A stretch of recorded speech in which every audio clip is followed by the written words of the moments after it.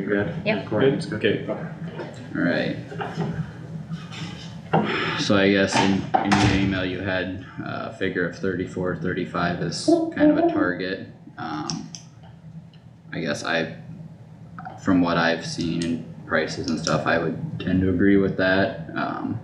I do think we are below market for that job classification. Any other thoughts from the board?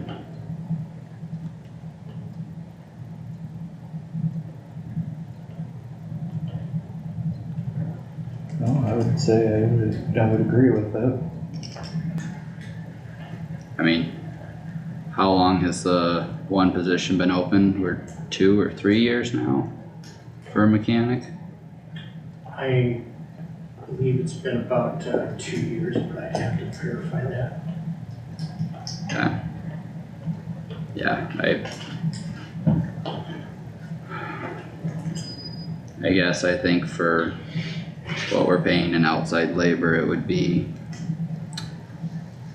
cost effective to the taxpayers to get some progress made in that department.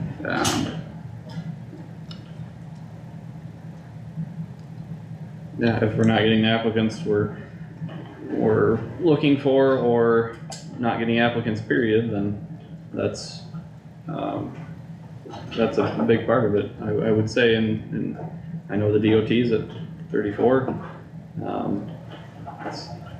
And looking at other counties, they're looking to get towards that number too, or are already there. And I mean, the private sector is all over the place. You can go way higher, or you can be about comparable, or so. That's why I threw that out there. Okay.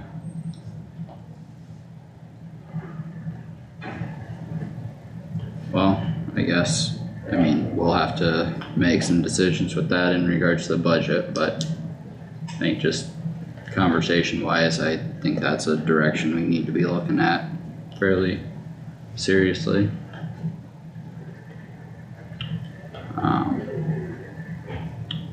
Otherwise, any other thoughts, comments on that agreement right now? Otherwise, we can move on and discuss budget here more later on. That's fine.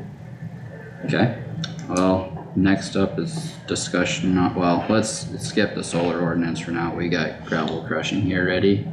Doug, do you wanna kick us off on gravel crushing? I requested quotes to crush gravel and cylinder, a copy of the proposal. The request for quotes is available in your electronic folder. We do have some, 2 quotes, one from Stratford Gravel and one from Reading Gravel. I have some sheets if you'd like to record what was given, or what is given as a total price for Thank you. that crushing. I'll open them. Like the east then? Yes. The map is in folder.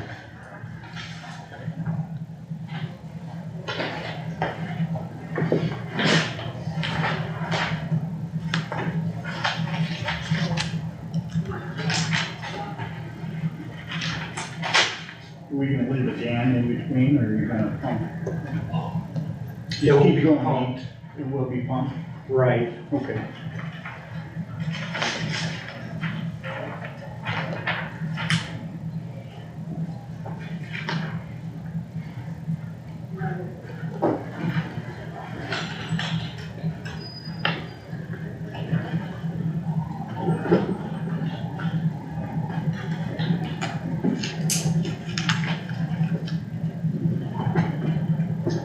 So I will open up the quote. This is from Reading Gravel and Excavating.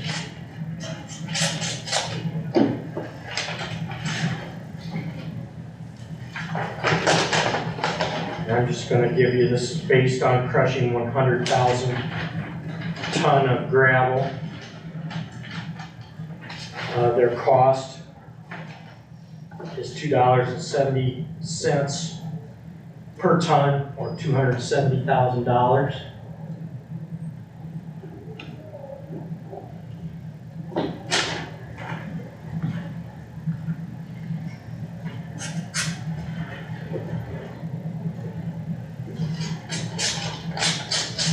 And this is from Stratford Gravel.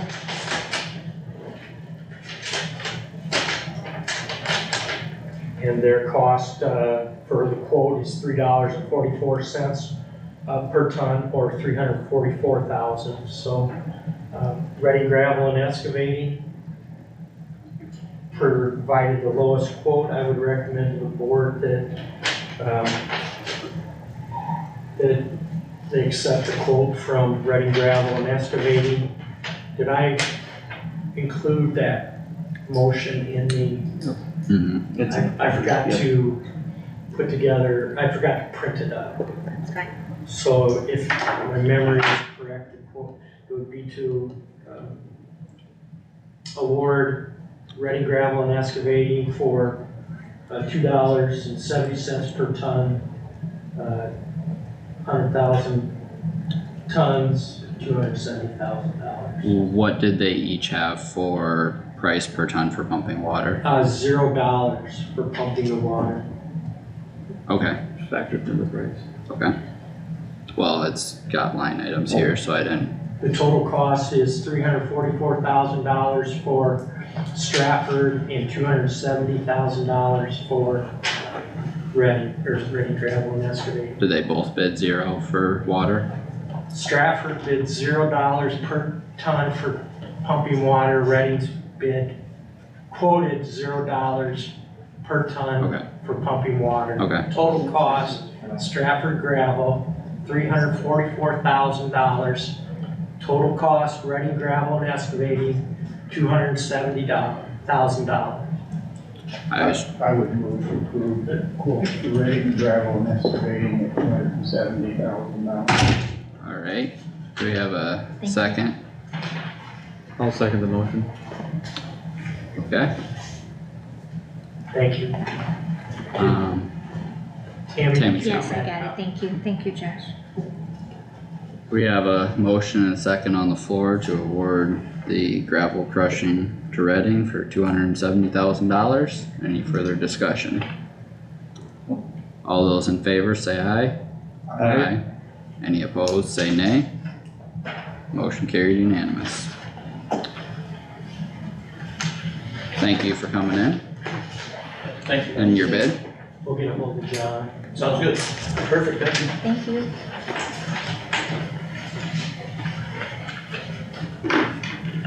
Back. Yep. Then, Yep.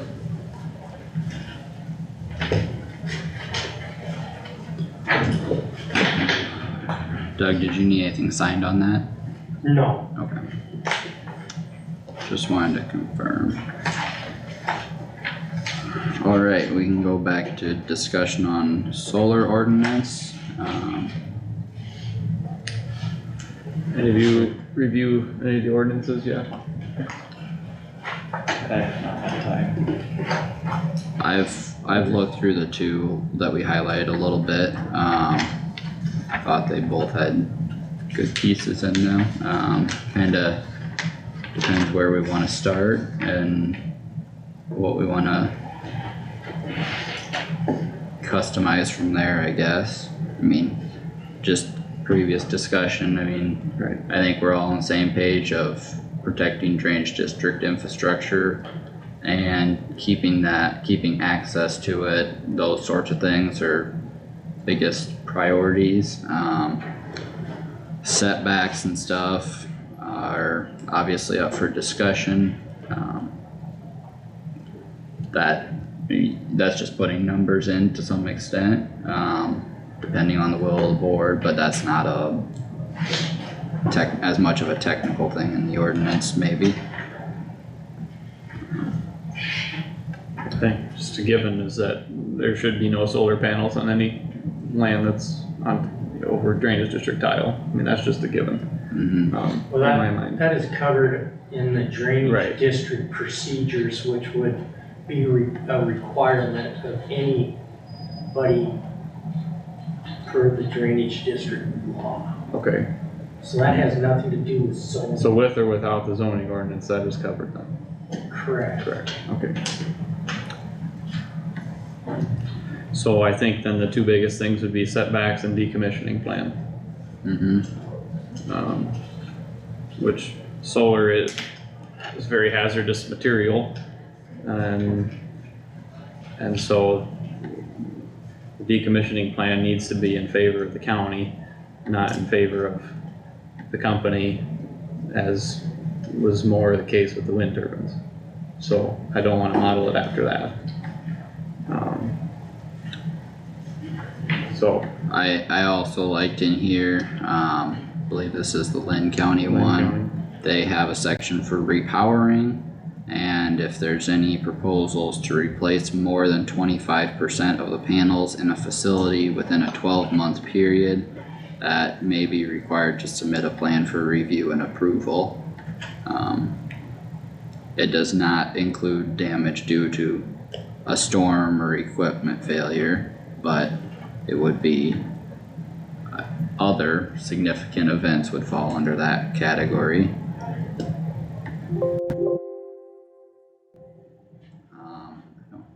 There's also a section for disposal / recycling plan for damaged or obsolete facility equipment or hazardous waste, and it says no storage of inoperable or obsolete equipment shall be allowed to remain on site. And they're responsible for cleanup of debris related to storm damage as well. I think that's a important component to incorporate as well. I guess right above that, there's issue resolution protocols where they have to have contact information for the responsible party to address issues that may arise. That has been a consistent question with wind turbines, at different points, is who do I contact to get this question or issue sorted out? So if we have contact information included, hopefully that would streamline that a little bit. Part of the issue with getting a hold of people with the wind companies is private companies getting bought out. Mm-hmm.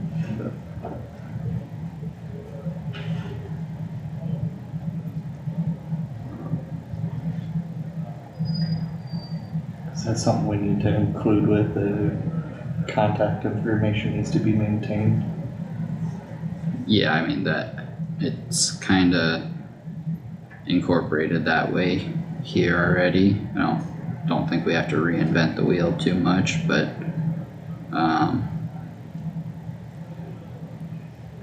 This also, in the Lynn County one, it also deals with, battery energy storage, to a degree with that too. So keeping in mind that there's that component as well, no, if you're looking at that one.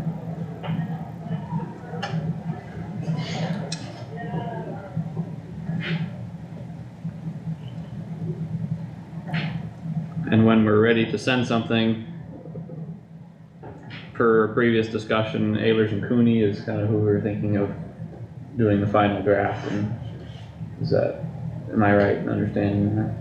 yep, I would agree with keeping consistent in that regard. We use them for several other things. Yep. On top of the pipeline ordinance. And they've been good to work with. Yep. So, as far as setbacks, having, or at least have a couple of you having gone through ordinances, it's a little bit all over the place, but, what were the board's thoughts on that? I'll just share my opinion to begin, but I would prefer there to be a larger setback with increased options for being a good neighbor, basically, is what should have happened with the wind turbines. And this is a little different than wind turbines, and it doesn't need to be the same animal there. But having, this is an exaggeration, but you can have a 2-mile setback, and which is ridiculous from a business standpoint, because that's impossible, but having the option to have waivers from neighboring property owners or residents or next to a city or whatever you want, wherever you're putting it, it forces people to work with each other, and that was a lot of the issues with what happened with the wind turbines. So Yeah, that's just where I'm at. I don't know what all your guys' thoughts are, but I would agree with that, but also like public meetings would be something, informing the public, sharing information. I believe that's incorporated in the Lynn County, well, we would have to have a public thing as hearing. well. Well, Or you mean, I'm saying just Yeah. the concept of sharing information and all that, I mean, pushing the information side of it, I think is well worth, highlighting. And I guess kinda your point about the, option for waivers, there's setbacks for the master matrix for setbacks from occupied residences, but if you get a waiver from the neighboring landowner, Right. you could but you next could to build house it closer wanted, yeah, if you have consent from that other person, correct. that other owner, I should say, regardless of who's physically living there, the owner is the responsible party. So I've kinda had that thought for a while, but, I do think we would protect the community aspect of projects like this if there's a longer time period that they're working to get this accomplished, and more communication and more involvement in that regard. I think you can see a clear difference between the 3 projects that have been built, or 4 if you divide out the one south of Algona here. The one southeast of Algona was the last one to put in their letter of intent to build, and they were not the last one to do construction.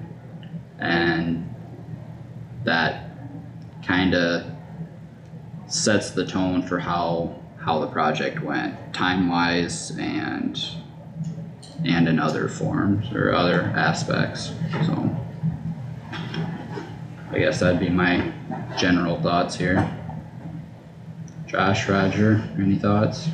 So how do you plan on balancing personal property rights with setbacks? I guess you're talking a lot about setbacks, but how do you determine what property rights an individual has to do with his property?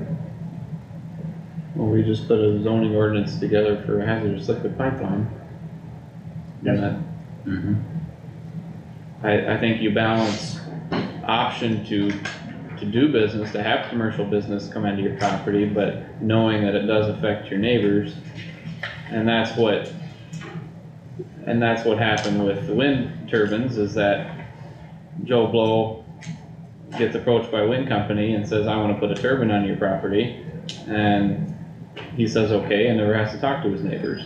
And they don't have any say in it, other than hoping the board of supervisors make decisions that would benefit everyone in the county.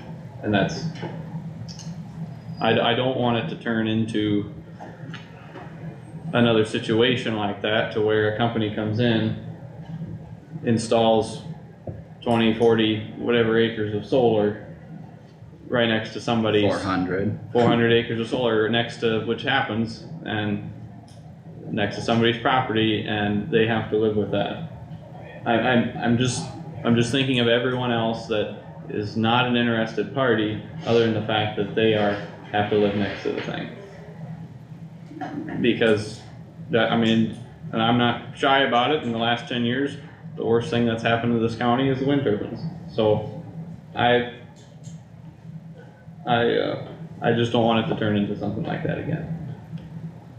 Well, I guess when you talk about balancing property rights, you could compare it to, I mean, not really apples to apples comparison, but you could compare it to, cities with ordinances of,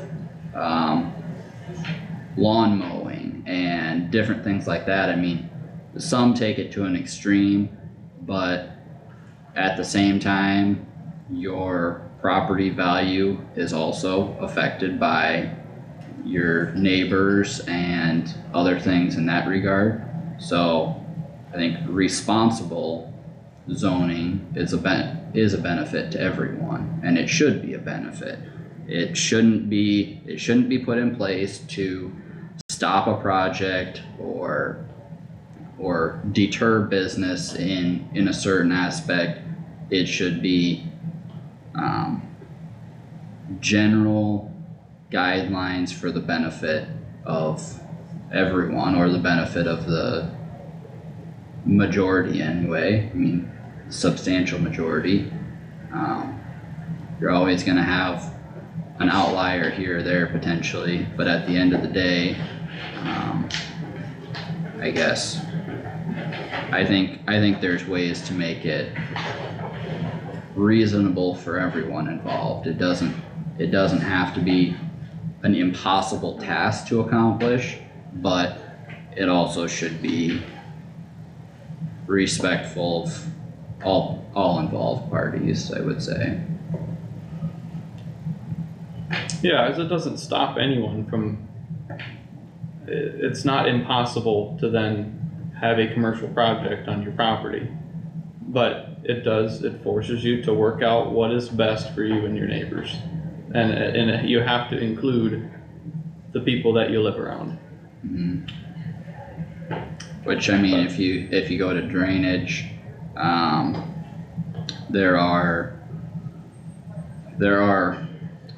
ways to force things to be accomplished, like on the improvement side of things. If you've got 30% of the acres or 50% by population, you could push a project through, so to speak, and your neighbors don't get to say anything. But that is because the drainage laws in Iowa are favorable to drainage because of how important it is. I think it's clear the legislature acknowledges that, but at the same time, if you have 70% of the population that's opposed to a project and 70% by acres and more than 50% by population, you can stop a project. And that's the way the law is written. It's the same rules apply to everyone, but it's a process that's laid out. Private tile, if I want to tile through my neighbor and that's the only access I have, I need to go talk to them and work out a deal. Drainage district infrastructure is different because of the code and the law behind it, but the concept of forcing the conversation, so to speak, from a business standpoint, I guess it should be good business to start off with. And maybe that limits some of the companies that would want to come in that don't have the best interests of the community at heart, but those that do, I don't think would shy away from it. No. And they do make noise. If you've ever been next to a solar farm, they do make noise. And I've been out in fields, I've been at friends' properties in southeast Kossuth County, and you stand there and you hear the wind turbine all day long. And you gotta think about how it is impacting other people around the property, because it does. Nope. So. But that's I guess where I'm at. Roger and Josh, do we need to write down specifically what each of us are wanting to see put into an ordinance, decide on a model here, on what we wanna use as far as a framework, and then give it to an attorney to plug in what our desires are as a board. That's how I see this going.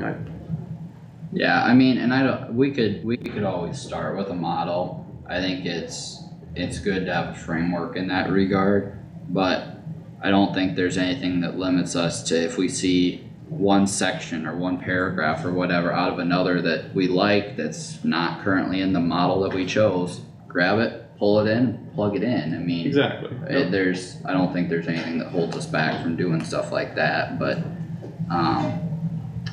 and honestly, we may need to have a workshop where we go through stuff as a board, line by line, and talk about it, so I don't know if that's something Once we have a model. yeah, Yeah. yep. You're gonna make it retroactive, cause there's been people approached about solar farms on their properties. Oh, I don't think retroactive would be the term I would use,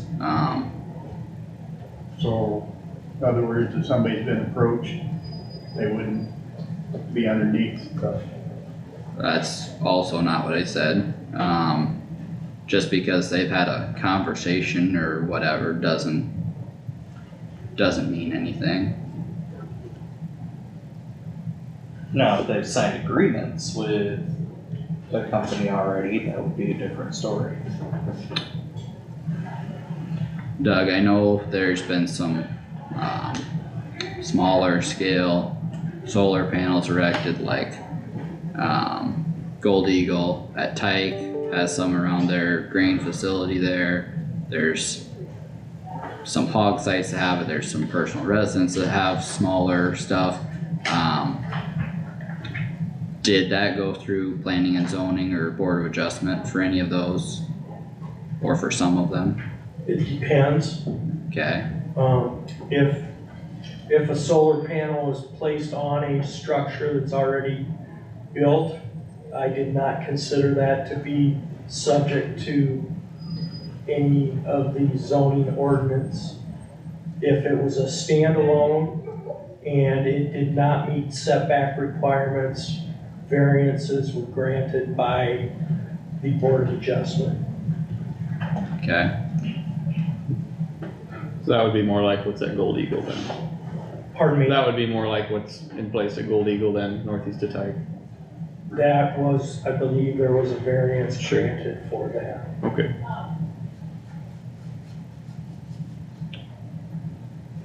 do you have a list of those projects that you could share with the board for what's already been installed or granted? I can't tell you what has been installed, I can only tell you What has been, what variances were granted. Sure. okay, There have been numerous installs where no communication, was discussed with any owner, any landowner, any vendor, with a zoning administrator, and I can only give you what the Board of Adjustment acted on. if you And I could, might have a couple of zoning compliance where they actually complied with zoning.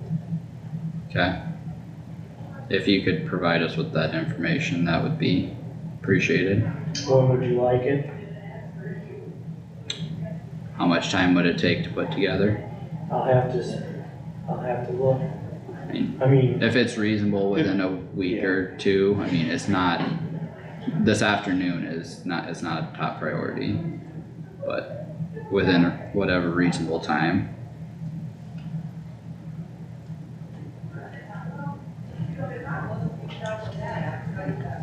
would you just like the number of applications that were made that compliance was issued and the number of installs that the Board of Adjustment actually took action on? Would you have maybe number and location? Yes, I have that. I don't know, any other pieces of info the board would like? I don't know how that, to be honest with you, I don't know what that information is gonna do towards creating some sort of amendment to our zoning ordinance. I don't know that it directly impacts an ordinance, but it gives us knowledge of what we currently have to deal with, and I don't know, I think it's just good information to have in the back of our mind. I mean, I know of some stuff out there, but I'm sure I don't know of everything off the top of my head. I have to opt out of this discussion. You have conflict? Yeah. Okay. Thank you for sharing that. Well, if Roger's out of the discussion here, Josh, do you have any other thoughts or? Not really, I think we need to have a baseline, something to work with and, as long as we can get information on what we have, where it's at, then we can make a better educated decision on the setbacks and, how to handle, business between, local landowners and the companies that are wanting to put these in. That would be a good starting point. Sounds good. Well, All for today? yep. Okay. May I ask a question? Yes. I believe I forwarded this, Iowa Solar Siting Resource Guide You did. from the Center for Rural.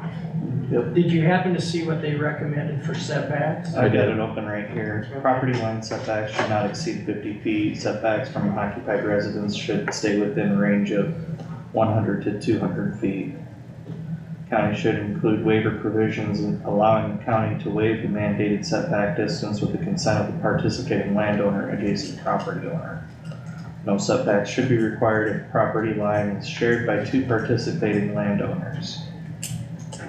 I agree with some of that, however, the 50 feet, I don't know.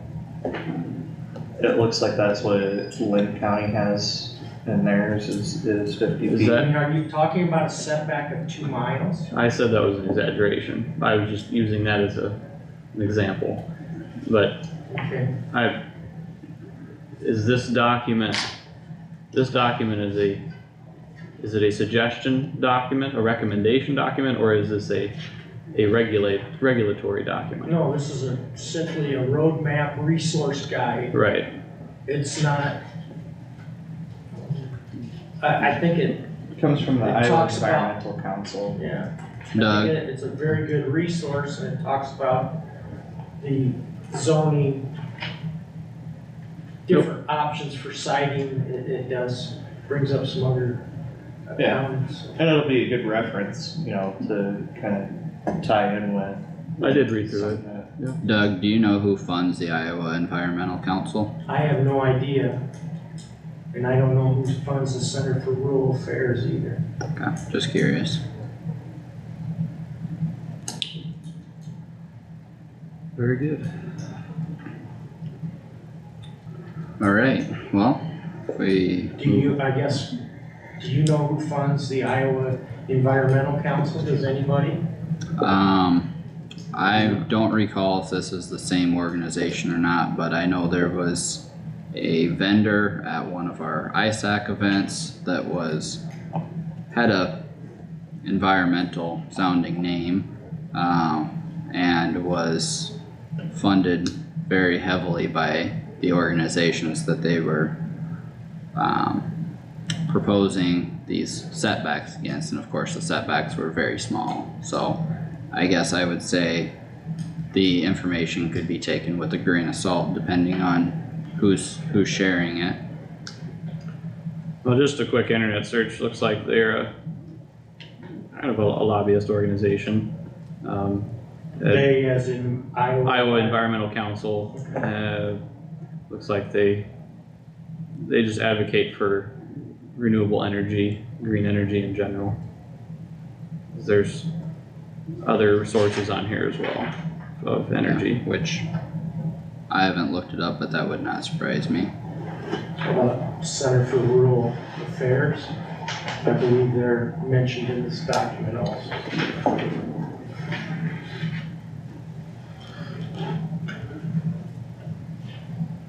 So yes, if you want to completely throw it away, that's fine with me, I guess. I read through it. Found that, it talked about, Helpful information, I mean, it's, like I said, it's a tool we can look through and use, it doesn't have to be our. well, it talks Our about guideline. more than just, Right. it does mention different topics that are related to zoning and what is required, depending on the type of ordinance that you desire. It says it's funded by generous donations and grants supported by committed volunteers and staffed by directed employees who strive to create a state where people are proud to call home. It's very vague. Yeah. Really don't tell you much. Yeah, Okay. well, we'll move on from that for now and discuss that more later on. May I ask one last question? Yep, Are you planning on expenses for this going through planning and zoning for budget items? yeah, we'll probably need to have some dollars there for that. Some dollars, I mean, how many, We discussed dollars, but that was in the context of we Board of discussed Supervisors attorney budget. fees, Or yep, attorney fees, that was in the context of Board of Supervisors budget. correct. So we will probably need to evaluate that in the budget discussions. For planning and zoning.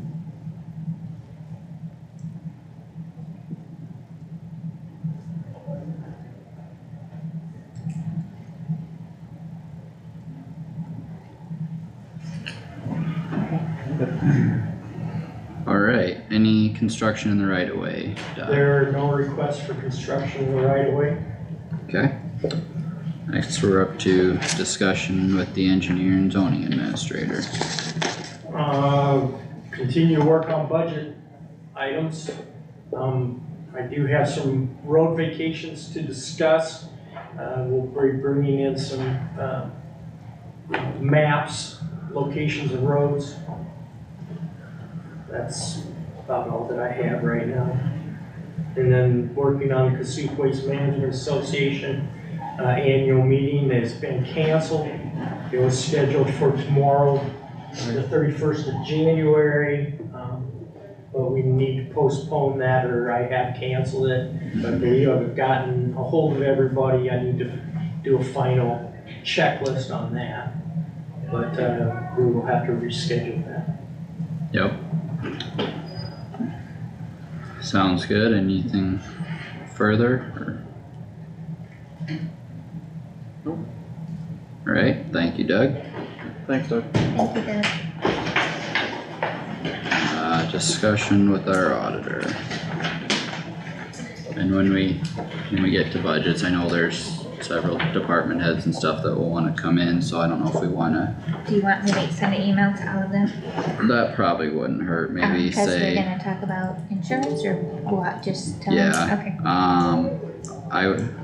I would say maybe 9:45 to 10. Josh said he needed to run home and grab his budget binder, so we'll take a short break for that, and we gotta do our discussion yet in between. Did you have anything else before that, Willie?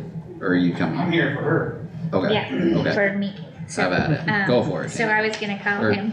Do you wanna send your email first so everyone can see Oh, that? yeah, sorry. And then I can, I'll stop distracting you so you can get that sent out.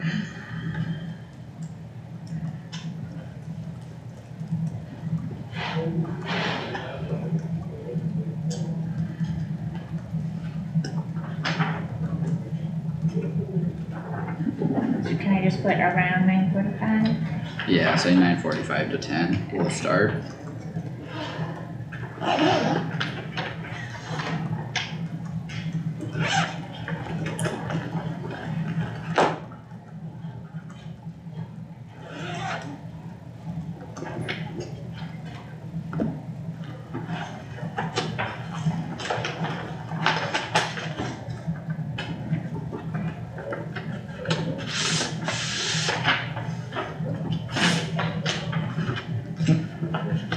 Gonna be another nice day. Take every one of them, makes winter real short. Yeah, I'm afraid we're gonna get hammered somewhere here. I know. Right, February could be quite brutal.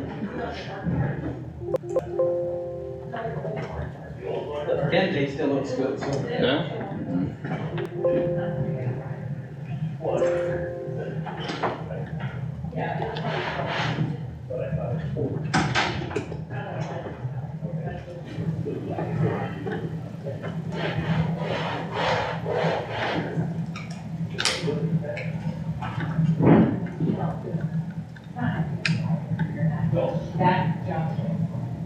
What's the USB?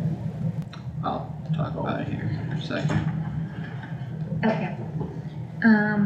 So Will brought it to my attention that, the sheriff's office deputies, need to get in the emergency management building at times. And I'll let him explain why, and was wondering, about getting key fobs for them. I don't have a problem with that, but I know it's Chris uses the building, so I thought he should bring it up to you guys, before we do that. Sure, guys, building, they're gonna be the first ones at an emergency, and if they need a piece of equipment and she's not around, it only makes sense to me to let them have a key so they can get in to get the track machine, a chainsaw, something happened where they need to help somebody and there's equipment sitting there. If they don't have a key, they can't get in. And Do I'm we sorry, have- not fobs, keys, I said that. I was gonna say- I'm sorry, I said We that don't have yesterday fobs. too. No, we don't have fobs, it's just keys, so, Just keys. We're not that Our- fancy. yeah. Are we able to add one over there? Just, I mean, we don't need it on every door, but for a key fob, if they already have their key fob, can we add? There's not a fob over there. Or Oh, you mean would we be- install one? Would we Oh, be able to I, install that, one? you might wanna pull Derek in, cause that's a different network, cause we're having some He issues. wasn't in his office when I just opened the door. I think it would be better just let him have a key, that we can have keys made by, Todd's the one that installed the locks down there when we redid that building. He's made one, made a couple for EMS, I could just have him get me 10, 11 blanks and have them, they all have a key and they can get in, cause they all carry keys anyways. Yeah, well, and that's what I was thinking, if we're gonna have fobs for over there, I mean, if we could get it incorporated where we have one door at least, I mean, like I said, you don't need it on every door, but if you got one point of access to get in the building and they've already got their key fob, saved Sorry, it. thank you. You're good. That's your guys' call, it's your building, I I, personally think they need access to I get to don't- that stuff. Yeah. I don't yeah, think no, there's a- no argument that they need Yeah. access, it's how do we do it, do we wanna do the keys or do we wanna do a key fob?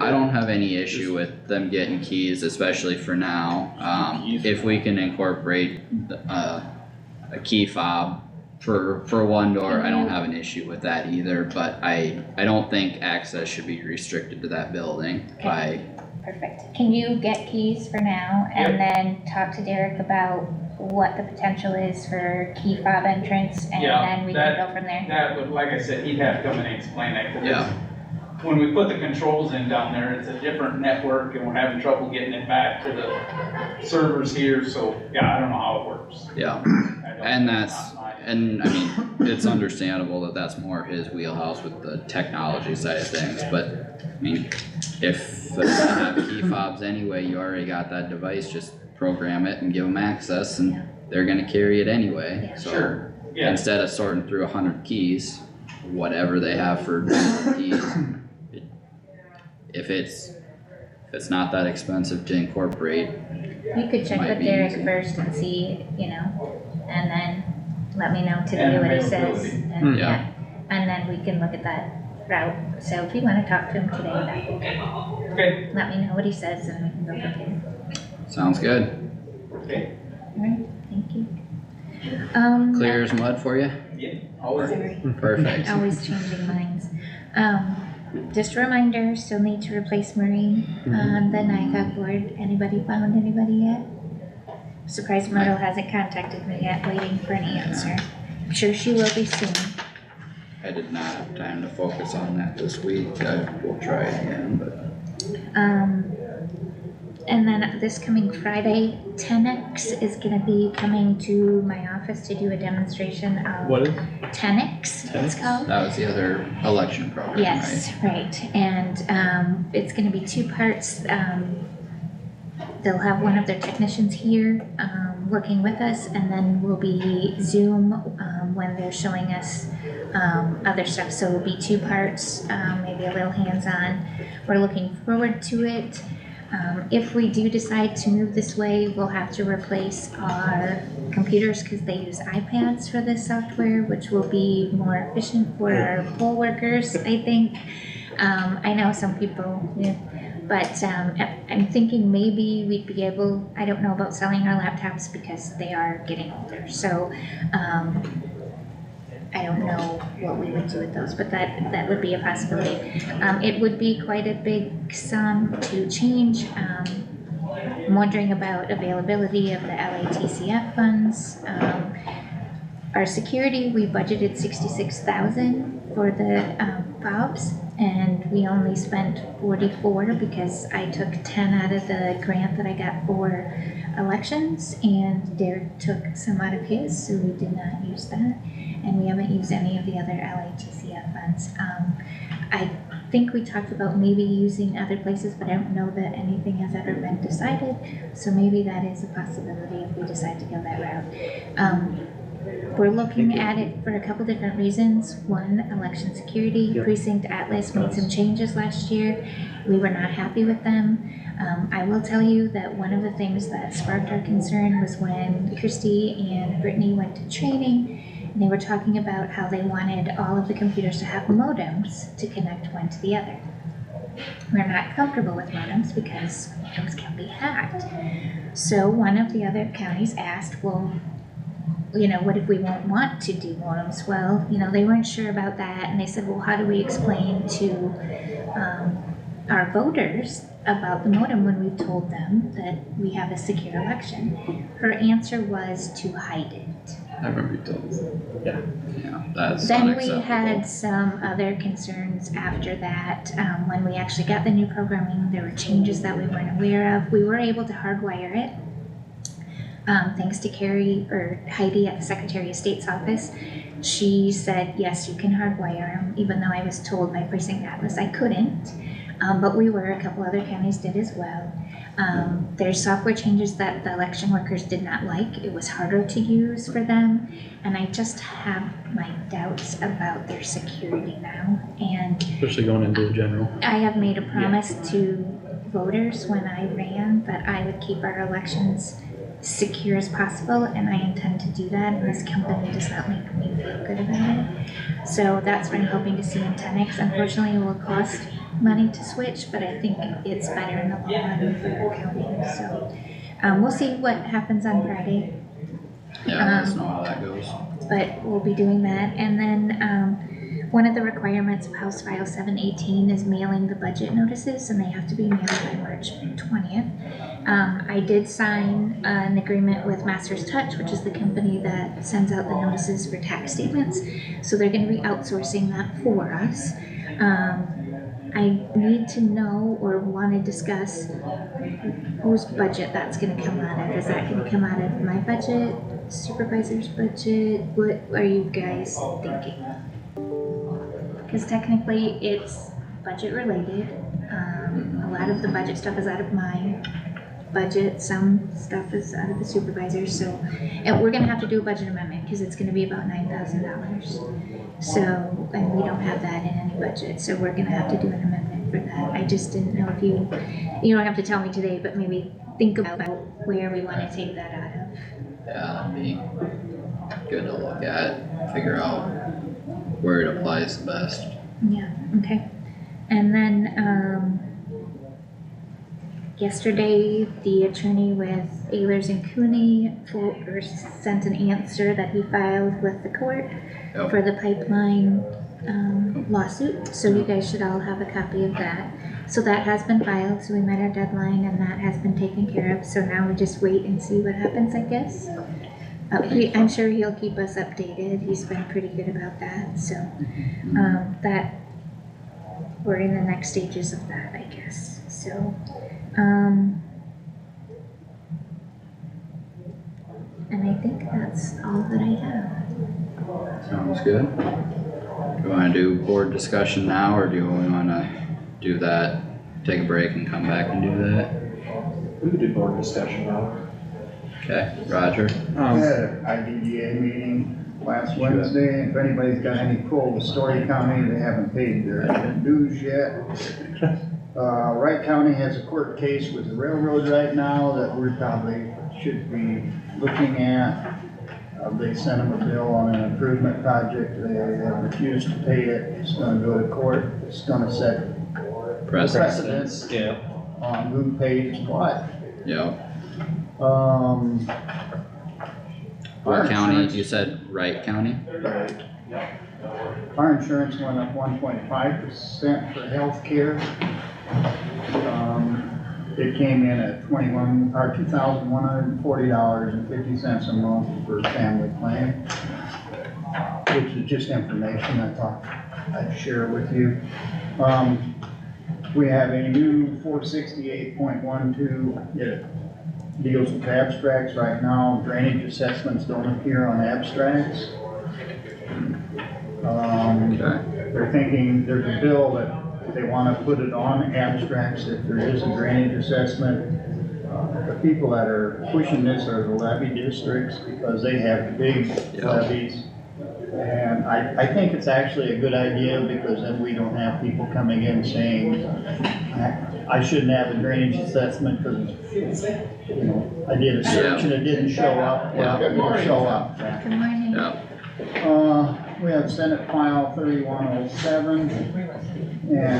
we'll Senate File probably be closer to 10 for star stuff, so just, 1201, Sorry. and both of them deal with federal legislation that don't pay their drainage assessments. And we've gone through it before and had no yep, good results, but we're at it again.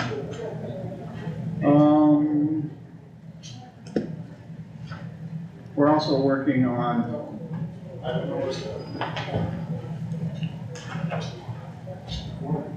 continued from last year on how much we have to publish for drainage, because it's getting obtrusive for the drainage districts to pay all the costs. newspaper And we think it'd be publications. much easier to have a website that would go off on. And also on House File 718, we just talked about it, we have to send letters for assessments to the owners. Is a letter enough to suffice as a notice that they're gonna have a drainage assessment? It'd be a lot cheaper to send letters out for large drainage assessments and our projects than it would be to do all the publications in newspapers, so we're working on that. That's about the end, other than that, that's about it. Sounds good, well, we probably will run up against 10 here pretty quick, so if you need to run home to grab your binder, I've got nothing for discussion. okay. Carter said you have your paper out in the car. I care connections, there's a fair amount to share there, we can talk about that Yeah, later. let's take a break till 10 o'clock, we'll come back and we'll touch on insurance and budget workshops then, so. $3,500 For fob?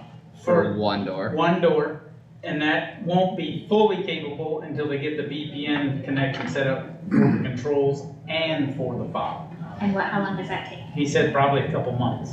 Oh. So Give them keys. Yeah. yeah, Good. just. that's what I, Yeah, Now you know. thanks, Will. you're welcome. Thank you, Thanks, Willie. okay, we'll come back to board discussion here.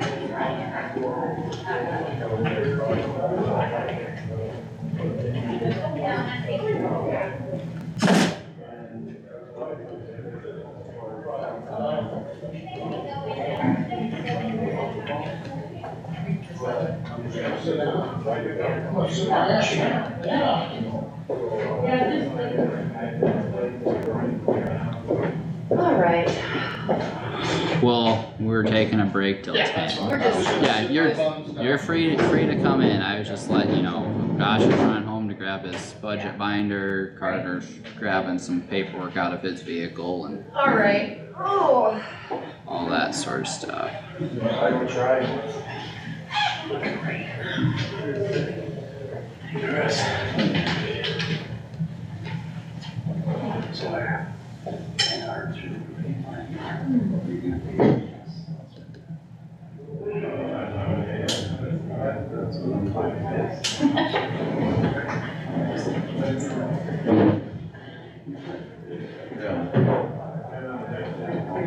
Predecessor last year.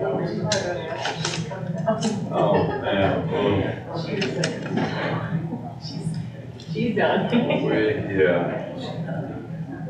Tomorrow, the next day. It's your last day. Yeah.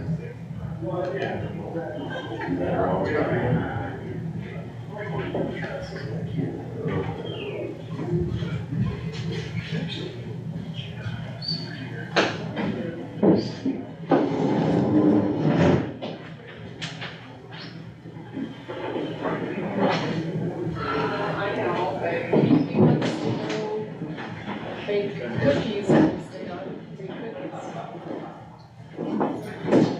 cookies. Start making cookies, Phil?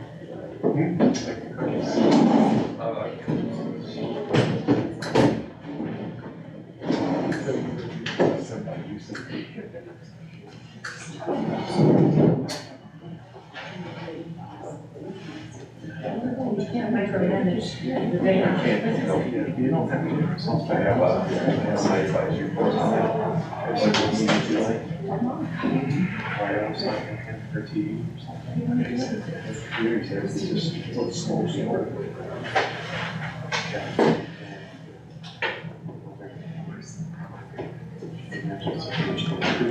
He just send it there, try to watch the football game. Well, it's a football game, it's not.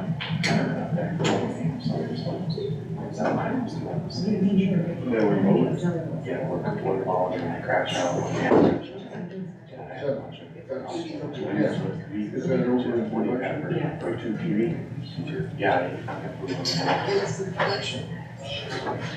It was doing all day yesterday too. You might want to go on wall, that's. Chris called me, he was working on some stuff. Hi. So. Yeah, yes, I'm planning on. Are you still? It's on the calendar. Because there's some questions I have for you. Try to come up. No, that's fine. No, that's. You didn't reply back, so I wouldn't, did you? Do you remember? I don't know, it's on my calendar. So, Yeah. if I didn't, I'm sorry, No, but it's okay. but it is on my calendar, and I'm pretty sure I put usually when people send me those invites, they got 50 reminders, and that's not enough for me. I try to get it on. I try, no, that's fine. I changed them right away to 2 weeks. So that. Yeah, next week. So, no, I'm planning. Okay, And it's sounds 1 good. o'clock. Yes. And it's over here or Looks like over they're there? here, you know. And I get part of it. Yeah, I'll be there. Yeah, we're gonna drain. We're gonna drain, alright. How are you doing? They deserve it. Kendall, I think we got everything taken care of. I know we did. And I thank Tammy and Eden for helping me out on such short. But I apologize for everything that we did. No, we had that scheduled and there was a snow event, so we postponed it and it did not. We postponed it, so we had our date, but we didn't talk to Chris. Which I gotta verify. I haven't even talked about that one yet. We got you down for next week. Hi, Chris. No, but thank you for the advance phone call. That was- It should be very easy. Did you hear anything else? No, yeah, and I'm glad you got my. I don't believe so. Yeah, I haven't seen it. And it came up as Kendall right away. Sometimes I get. Phone call and don't, who's this guy, who's this, you know, so I'm glad I had you in my contact. No, and that's most important.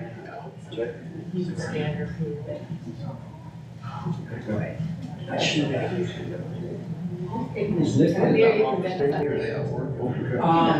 at the safety meeting right now, and he may be working a little bit. I don't know yet, what their plans are.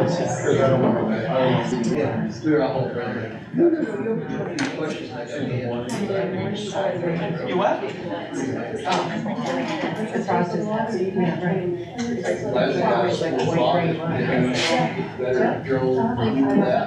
Do you look at the 10-year extended forecast? How much your board meeting was today? First, I guess there isn't. We don't like to because, three of us have another meeting too. Oh, so you're tied up all Out in day. the field, and. So tonight at our advisory board meeting, if somebody asks questions about those credit backs, do you understand all that? It is. The revenue,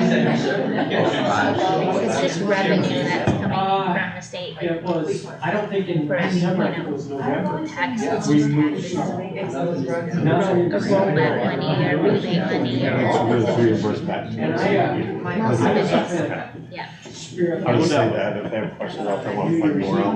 yeah, because we don't Because they know. want to talk something out. I mean, that's kind of the way I interpret it. And it's just, Like, it's a replacement, CNI is commercial industrial replacement. as long as that Money, wave was. that will get, actually, Then the last that's day I was there. Derek, from the state, but that's for commercial and industrial. And then another one is the two-tier assessment, which is business and property tax. for printing, which one's the Eliminate that over reserve a out period of time. So every year it's a amount, and then in 2023 or something, then it's zero. Yeah, it's zero, so like last year, $3,000, so that was divided up. Next year it'll be less, the year after it'll be less, so that's what that is. Business and property tax, replacement, and there's a year. So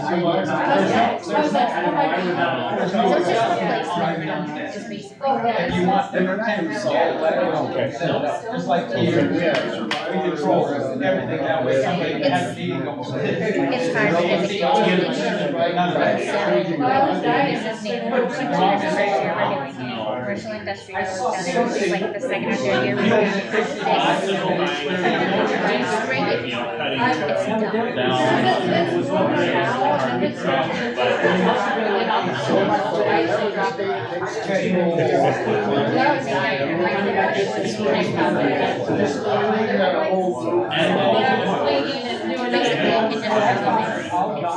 And then if you don't like that, you don't want to, we gotta figure out the half. Sounds good. But I'm not gonna put it in also where one day it's time to run and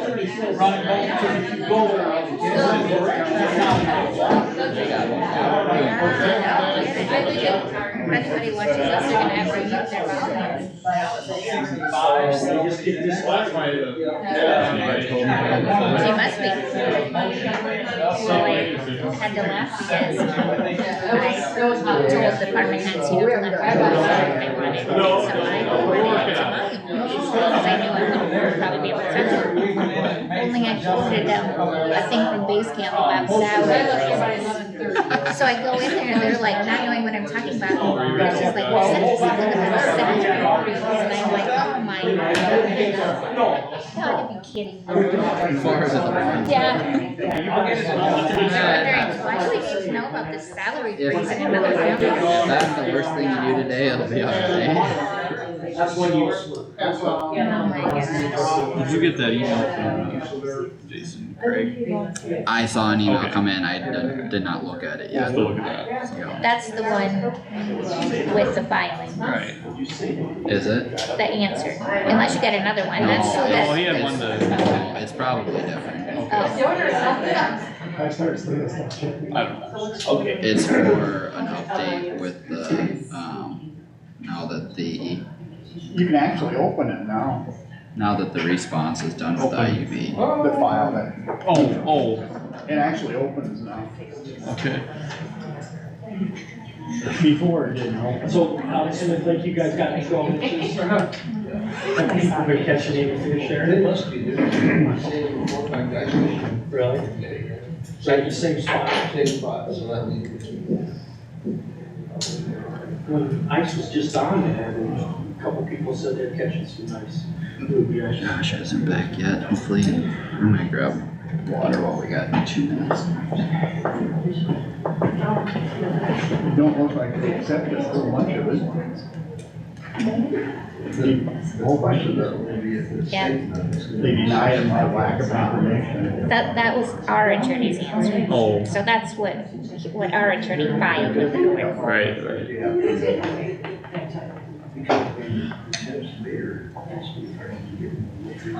But you think they have the same issues that they had in the other court cases. I'm sure it's pretty much the same. You want me to have a truck go out and move all the snow off the ice, so. A truck go out, Don't want it to fall. Yeah. Yeah, we could sand it. Put some chloride sand. Earlier. Salt or trouble.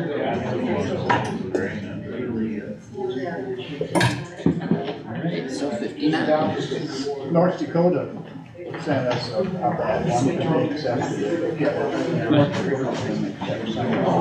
I guess I don't smell so bad.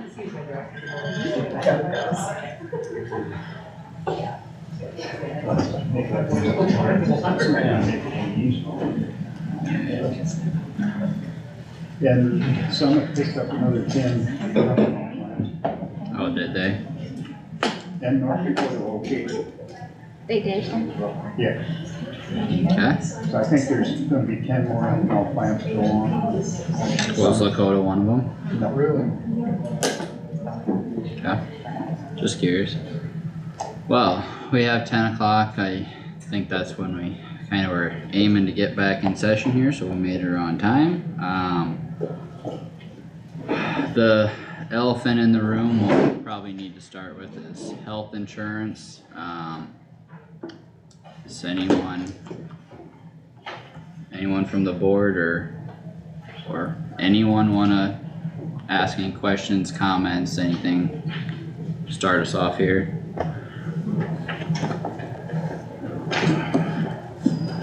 Wow, so loud again.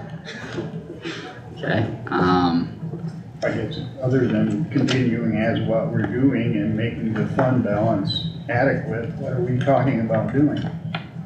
That's what I was gonna ask. What are the options? well, I've tried to do a fair bit of research on this, I guess. I'm not saying I got all the options on the table, but, of the things we've talked about here, increasing the contribution as a whole obviously is a possibility. Having employees contribute a percentage of anything or a portion has been discussed.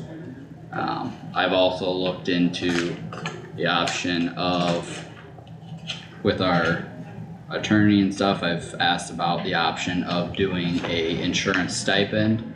Like Roger's aware, we do that for Central Iowa Juvenile Detention Center, which is something that could compensate towards health insurance costs and, or medical expenses in general.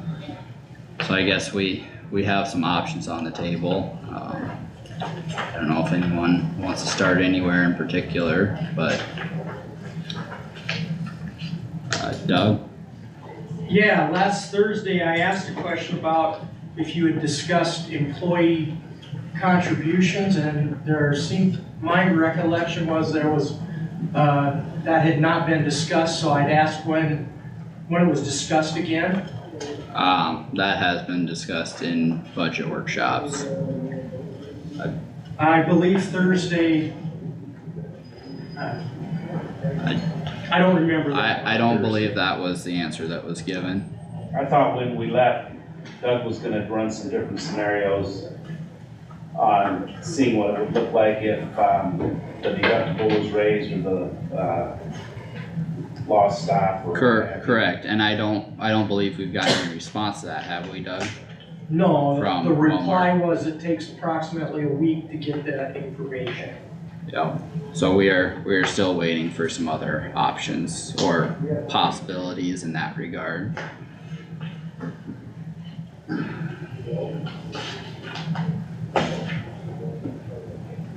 Doug? You talk about some sort of health insurance stipend. Could you explain what's going on, what that is, I guess? I'm not aware of that. I don't know if I have all if I would give a correct technical explanation. We could call the attorney if anyone would desire that. I did visit with Kate Allers and Cooney on that yesterday, later in the afternoon. As I mentioned, Centralized Juvenile Detention Center, which Roger served on previous to me being on board, and I've served on for the last 5 years. That organization does a stipend, which probably the easiest way to explain it is it's compensation that could go towards medical expenses. It could be used towards insurance premium, deductible, whatever in that regard. Or if, for example, your spouse has an option to get family insurance or other coverage at their employer, it could be used to cover costs there. I think there's a wider array of possibilities with that rather than just strictly paying premiums here. Not saying that's the magic solution to anything, but it is an option I've been doing some investigating on.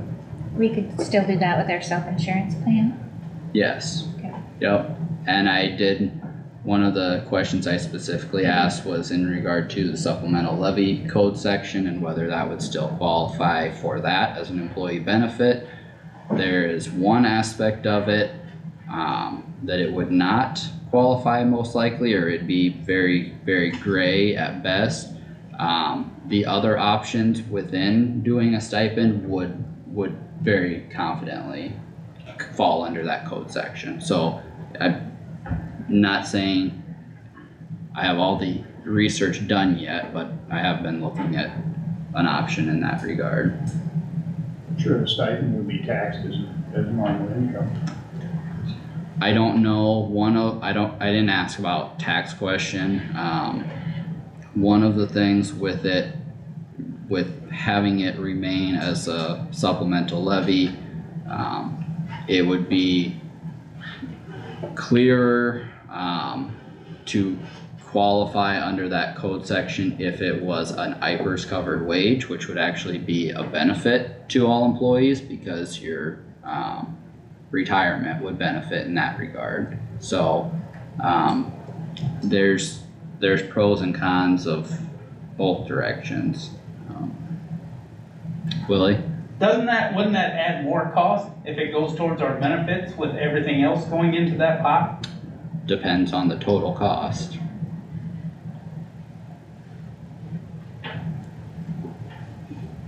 Doug?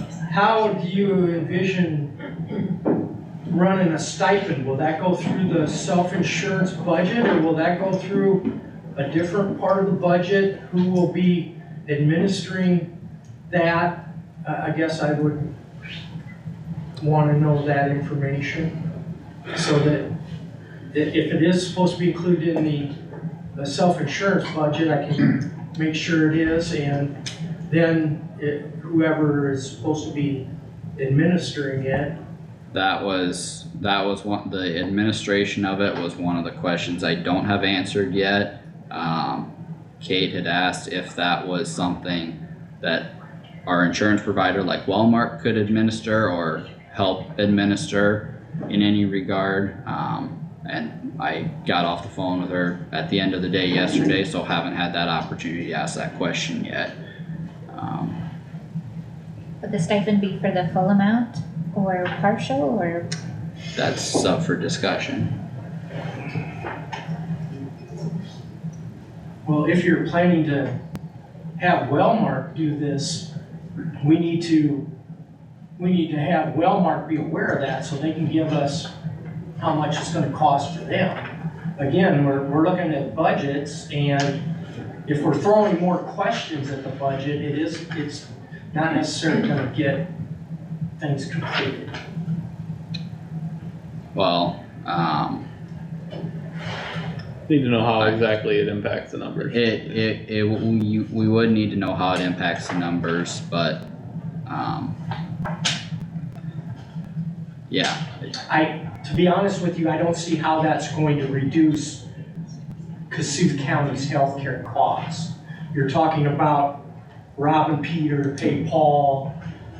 You're talking about having another third-party administrator talk about doing things, you're talking about extra work for somebody to do work. You're adding expenses, and I don't see where the savings are gonna be. Depends on the dollar figure you contribute to something like that. Who's contributing?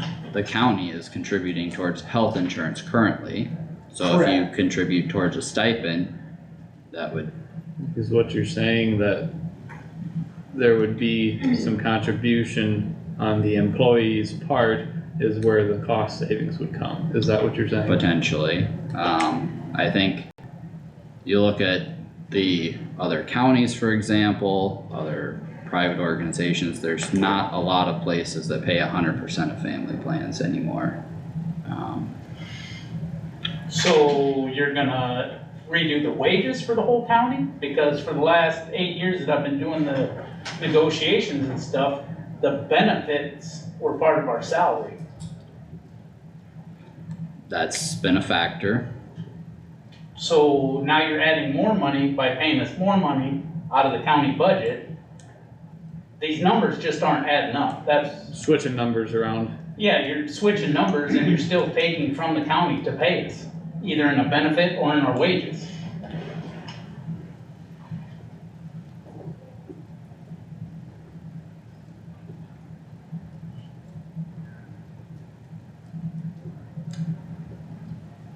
I guess to that aspect, you can always look at the dollar value that's contributed, from the county. I think Melissa does the reports or whatever of the year-end salary plus the benefits and your total package in that regard. But not everyone puts the same internal value on that dollar value of the benefit. So, I mean, Explain internal value. Talking about if somebody wants to go have another insurance policy, is that? their personal value on what they feel that contributes to them. That's what I was meaning. As I'm opposed to still single confused. versus family, who benefits the most from it, basically. To some degree that, but I don't, Your plan is to have less people on the insurance? well, I think one of the times we talked about it, you had said that we kind of encourage people to take the insurance here rather than other places because it is 100% paid for, so. It would, but That's,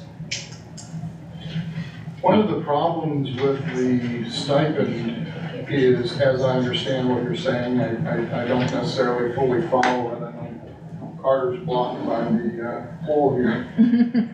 Is, and correct me if I'm wrong, you're saying that you would increase the pay for employees. And a portion of that would be considered a stipend for insurance, for their use however they want to do it, because you can't require them to prove that they're insured. That you can't do. So if you say, okay, you're going to get X amount of dollars in addition, which will be classified as a stipend, in the income tax world, that's additional pay. So the county will be paying 7.65% additional on that stipend because it's additional income. And then the employees will be paying additional, whatever their tax bracket is, 20 to 40%, whatever.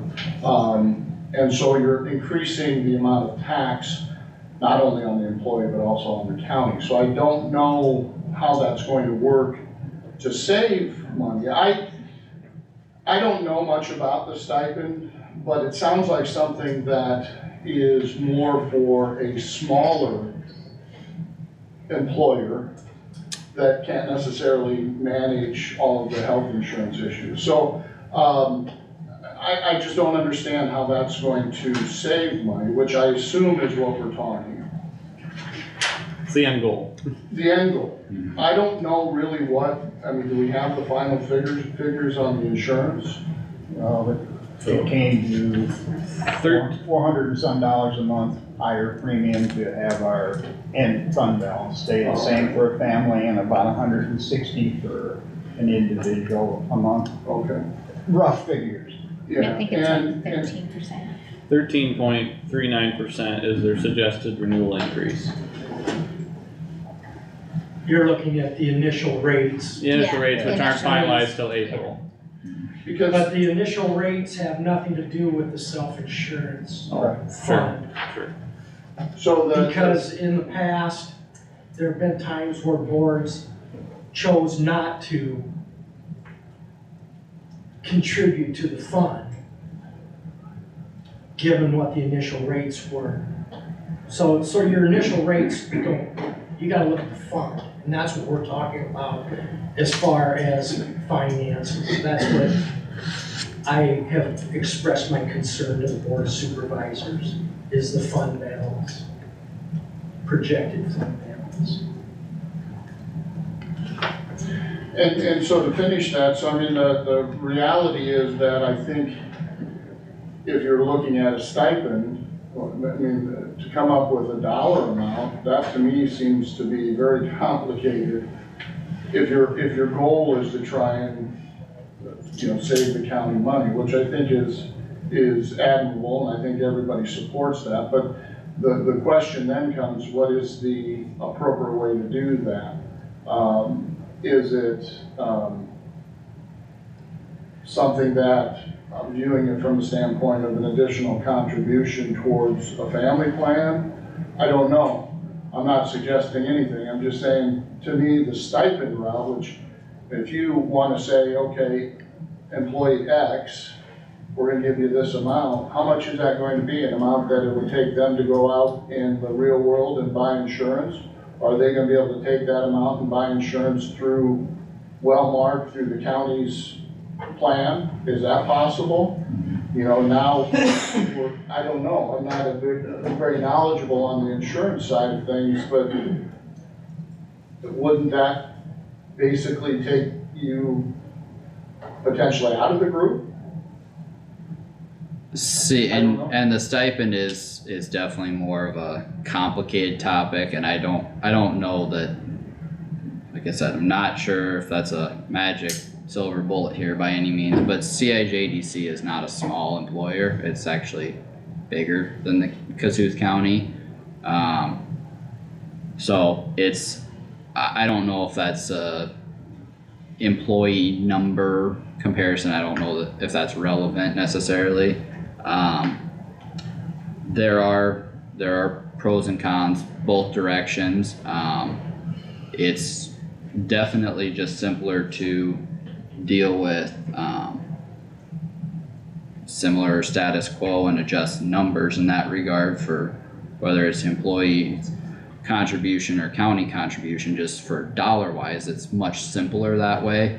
I was exploring this as another option, and Roger was actually the one that suggested it as asking the question if they still did the stipend or not, and they do. So then I asked some questions about it, but How does it work with that agency then? How much They buy insurance, they're not self-insured. The So employee you either take purchases the them. insurance or you don't take the insurance. they are not self-insured, that's correct, but what it comes out to for a function, they have options of health insurance plans that are offered by the organization. The employee has the option to take a plan that's offered by the organization or use those funds to contribute to a plan elsewhere, whether it's on the open market, whether it's a spouse's employer, wherever that may be. They can in some form choose how they direct that money. So it offers more flexibility to the employees. And how does that agency determine the amount? It's been in place for a while. I don't know when it was initially put in. He did it as a single plan. It was that amount. Probably. But I don't know if they changed it. I haven't been there. You've been there the last 5 years. When we first did it, it was an outside insurance that wasn't cheap. And people said they could get insurance elsewhere or through their family, another family member. And they thought it wasn't fair that they got their insurance through another family member, that they didn't get something in return. So that's how it started. Does that make sense? Yeah, and I don't think we've made any major changes. We may have increased the rate for the the dollar contribution a little bit over that time, but I don't think we've made any substantial changes to the policy of the stipend in itself. So there are pros and cons there. More flexibility to the individual employee would probably be the biggest advantage. But it just something I've been looking into. I don't think the stipend is necessarily the way to go, but having it on the table as a discussion brings, some value to the information, but. And I don't know that that's- there's a lot of pieces to put together on that yet, so I don't have all the answers today. I don't know that I'll have them all tomorrow, but just mentioning that for discussion's sake.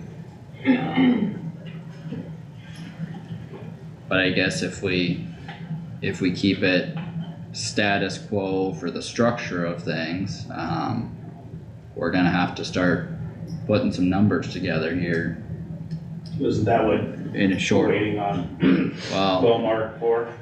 Wellmark was gonna get us some other options, Yeah. if we change the plans, and we don't have them yet, but even regardless of that, I think we probably need to figure out a maximum that we're looking at contributing, and, or even a guideline with the information we have now, so that we can plug stuff in and move forward if we get different information that really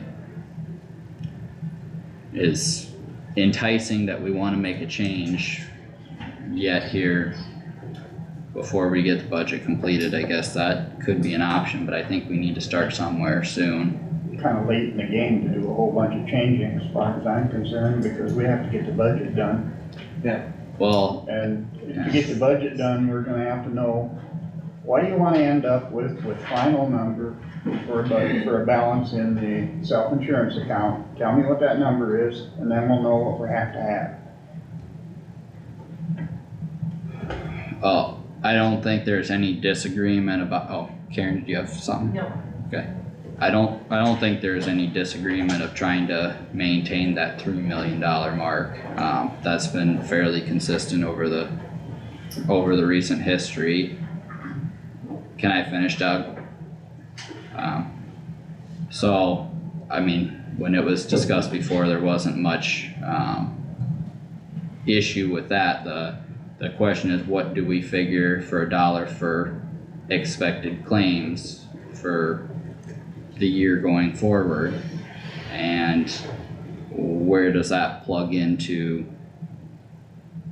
And that number helps drive where we expect to end up at a fund balance. Isn't that the reason we have insurance? It's because we don't know the future. True, but we haven't followed their figures before. And the figures they provided us last year were off by ballpark 500,000. So, Doug, Would you please repeat what you said for balance in the 3 fund? million? 3? Okay, thank you. Is that, I think he just didn't hear you.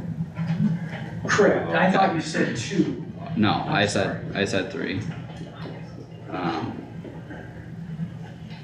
Cause we've been within a couple $500,000 of 3 million for the last several years. So I think that's a maintenance level. What did we figure that if we were going to grow that fund balance, so we figured it was gonna be over 20% increase, 5%. 25% increase. To really just maintain an increase a little.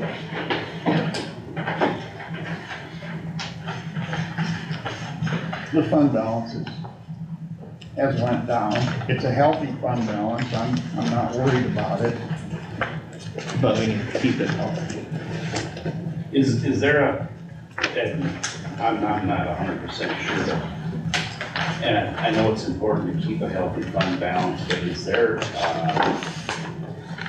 what is the benefit of keeping it at 3 million? Is there a break from Walmart or just the protection of having?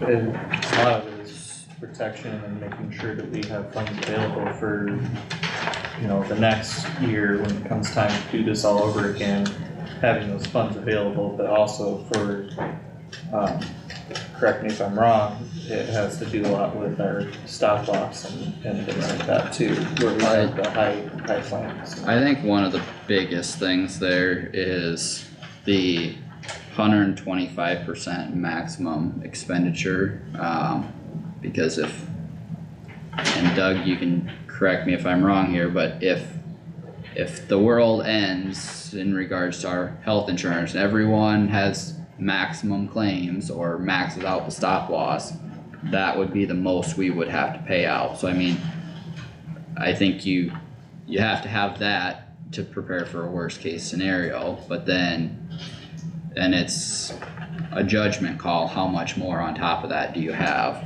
Previously, we have had higher percentages in comparison to the percent of max liability. If you look at more in the current years, we're in the 140% of max liability. If you look back in the 08, 09 ballpark, we were at the 250% of max liability. So is there a value to that or not? But I think bare minimum you have to have that 125%. Well, more people are using insurance in the last 2 years than have used it before, that's just a simple fact. I mean, And so more people using insurance, we're self-funded, those 20 people that Blue Cross Blue Shield pay for, that goes over the top of our stop loss, doesn't have a big effect on our self-funding dollars. What we have to keep self-funding is for the people that don't go over the limit. well, that plus their costs for stop loss insurance are going up because we're using more of it. Correct. So The the administration flat fees fee, and- the flat fee for stop loss is going up, so we're having that as a fixed expense. So what is the healthy fund balance for insurance? Is that just an unknown? That's an unknown number. Because we're saying we wanna have a healthy fund balance, but we can't define that. No. What is a healthy, so what is the annual use or payout for insurance? Not plans, I mean, what are they having to pay for the use of the medical insurance? That's number. Doug, would that be the AM column for total expenditures? Are you asking Well, our fund, how much the expenses are, or how much okay, and health? maybe it's my simple thinking here, we have $3 million in the fund balance? Which- We have, right now, our balance as of December 31, it was 2,960,000. Okay, However, we've been, spending more than what we've been contributing, and I anticipate that our fund balance is gonna be somewhere between 2.4 and 2.6, 2,400,000, 2,600,000. And then you take what they have estimated as our expenses for next year, and in order to keep that balance greater than the max liability, it would take a substantial increase in contributions to the fund. well, We it's because our expenses have been greater than our revenue for the, Okay, that explains that. I don't know if, Well, and I was just looking at it as the scenario if the world ends and, you know, no insurance and what we have available then to pay out the claim, what would that? well, the maximum liability to the fund is projected to be, it'd be 2.6 plus $1.8 million, $4.4 million. That'd be our maximum expense to the fund for this year, this coming year, fiscal 25. Is another option, that you're exploring is possibly changing the plan? To increase the deductibles? Yeah. Just to throw this out there, if you're looking at, you know, employee contribution, when I say employee, basically everybody that gets health insurance contribution, and this is just for the sake of discussion, is it maybe better to look at it from the standpoint for those who have to use that insurance, contribute in the front end as far as deductibles to lower the expense of it, as opposed to saying everybody contribute X number of dollars for the family plan? Would that save enough? Well, and that's some of the things that I had requested that we're looking for rates for, so. Yeah, that's an option we're also exploring. Sure. Doug? Just to throw out an analysis, if we would change a single deductible to 1,000, family deductible to 2,000, and out-of-pocket maximum for single to 1,500 and family 3,000, and the stop loss to 45,000. We're currently at 35,000. That's when, if a person gets over $35,000 health care, that's when our stop loss insurance starts purchasing. We would save $400,000. So instead of being 4 point, that's the maximum liability to the fund. So 4.4 versus 4 million total. But then, And we have asked for some other analysis as well. but then the other side of the stop loss change is if we change the stop loss, we are paying higher out of our pocket before Wellmark kicks in. So you have that $10,000 difference between 35 and 45 that we would take on as liability instead of them taking on as liability. So it's weighing the two risks, and yeah, that is what some of those other options will hopefully give us more parts to Insight. choose from. Yeah. You'd have 16 people that would have affected last year if you raised the stop loss. It's not a big number of people. Yeah, and actually some of the, well, I think 2 or 3, or maybe all 3 that I had asked for was going to a $75,000 stop loss, because that would affect more of people. We would have a much smaller number that Wellmark would actually be paying for. So depending, yeah, I was thinking it was 4 or 5, depending on how they weigh out those risks. Depends on how much it saves us and how much risk we pick up on the backside, so. Well, they're so close. Yeah, it's only. Depends on if their health improves or gets worse in the next year. And again, there's where we would need that crystal ball. Yeah.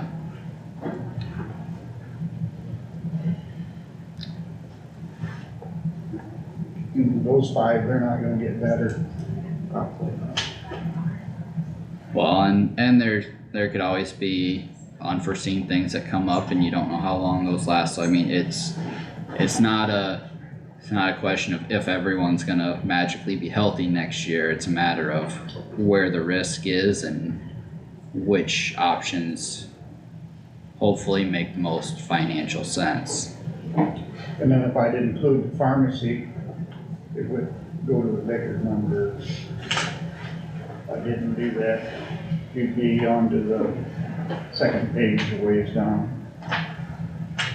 Cause the pharmacy, there's some big numbers on there. Yeah.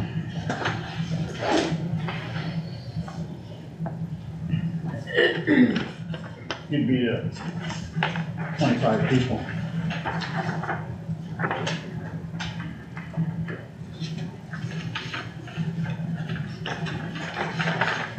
Well, are you looking at the total claims paid column, or are you adding the two together? Yeah, the pharmacy and, claims paid. No, the claims paid is the total of health paid and pharmacy paid. So if we went to a $75,000 stop loss, you'd only pay the top 6. We would pay, the top 6 well mark would have liability for over 75. There's a couple that are in that 70 to 80 range, and then there's a couple that are higher than that. So it's a matter of who assumes the liability, is really what it comes down to. And how much cost the insurance company associates with that liability. You take more risk. We would take more risk internally, but should have savings to reflect that, but we haven't gotten those proposals yet.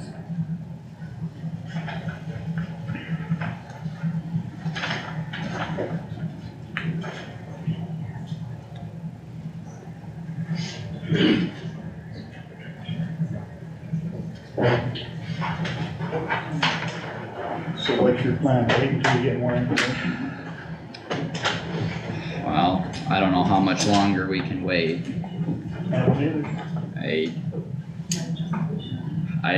I guess my opinion for budget's sake, I think we need to put at least an idea in, or some sort of a educated idea as a maximum, and then if we're able to tailor that down, that'd be great, but we won't know till we get more numbers.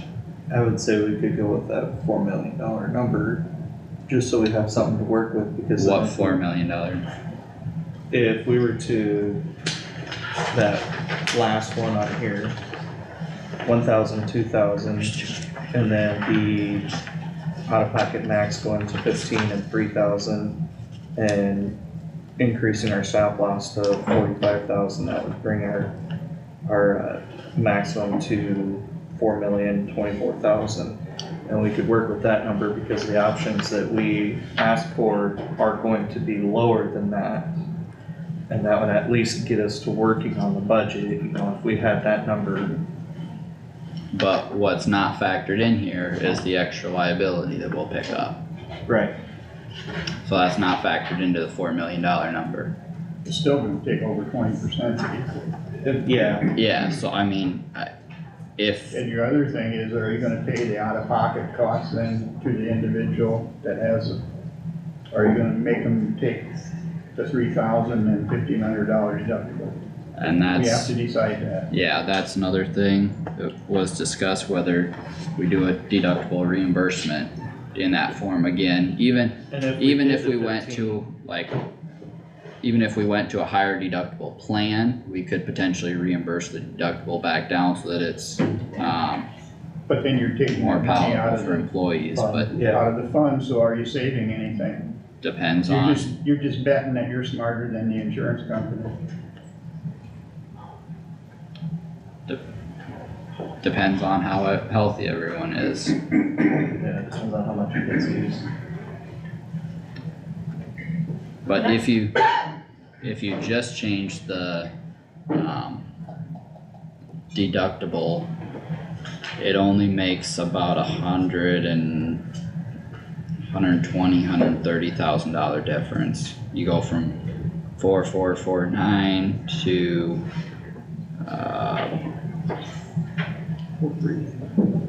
4,321, yeah.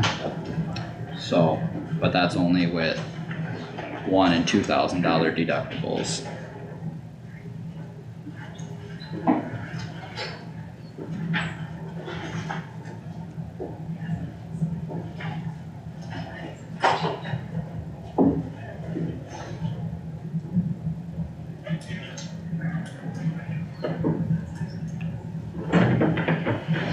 you have a question, Karen? I did, my question is, Wasn't 2000. just curious, like, why Sure, was fine. employee wages taken into consideration for a 0% before any of these other figures were figured out for your bottom line? I mean, why was that on the front line for cutting, and did it make that big of a difference for what we need to do to balance the budget? Why did that come first, and why did it come when we were all out of the room after we had discussed it an hour and a half late? Is this on Thursday? Yeah, Thursday? yeah. Well, I'll apologize for the situation, and it would have been better to have people in here. I think we're all looking at a lot of numbers, and it's gonna be tight, so I mean, I made the initial motion for 50% reduction. That was long before we had anything, but I think it's not final until the actual budget approval, but I think that kinda is an emphasis on the tone that it's gonna be tighter, and a lot of numbers that we have to look at here, so.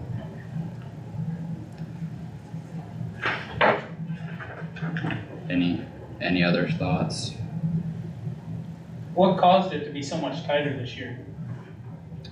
Part of it is the state legislation. Well, what happened to last year's budget to this year's that makes it so much tighter? Well, state legislation in addition to health insurance stuff, I mean, There was no cuts or nothing that made something affect something else? you asking anything in particular? No, I'm just asking, I'm trying to put the numbers together. Well, I mean, We were I mean, we were at $30,000 growth this year's for overall. for rural, For rural. for general, it General, was, it's one, I was just gonna flip to that sheet. We're not. General, and I'm gonna try and read this sideways, we go from a max dollars of 5,900,000 to 6,031,000, so there's a difference of 130,000 roughly for general basic that we have to spread everywhere for wages. Yes, Donna? yeah. Oh, Donna had- can't see you behind the pole. Okay, so wages and insurance, are we looking at anything else? I mean, cause I haven't had my budget, what other strategies are you looking at? Because wages and insurance have been a beast or an elephant in the room for years. What else is on the table? Or is there anything else, any other things that you looked at? Cause I do believe too, last week I thought the discussion was that there wasn't a decision made or we weren't having a plan and then it changed. Was there a decision made on something or The 0% for Zero. elected officials. outside of that though? Well, I think there was, the insurance discussion was kind of, The discretionary funds, we went back to what we did the year before. Yeah, a lot of those were all staying. We didn't increase Or any not increasing. discretionary ones. The allocations for private entities like historical society and that kind of stuff. Other than that, we haven't changed anything that I remember out of budgets. I don't think anything else is really, I mean, sheriff's office is one that has gone up with the increased deputy this year. But that was current and is moving forward. You have automatic increases from the unions. Yeah, wages. secondary road union has an agreement for this coming year and the following after that. So, And we have the state that introduced the legislation that would take away the conference. compensation, Compensation, I'm sorry. That is- Compensation board and limit any increases in elected officials to 3%. That's what they're talking about right now. And that's not passed, that's No, that's that's the what's gonna current, reduce. current That's the proposal. mood. I talked to one state legislator and he said counties don't know how to do budgets, so we're gonna help you do your budget. Cause everybody's tired of paying taxes. And which one would that be? I'm not gonna mention names. He teed me off, so. Is it a local or other area of the state? No, it's pretty local.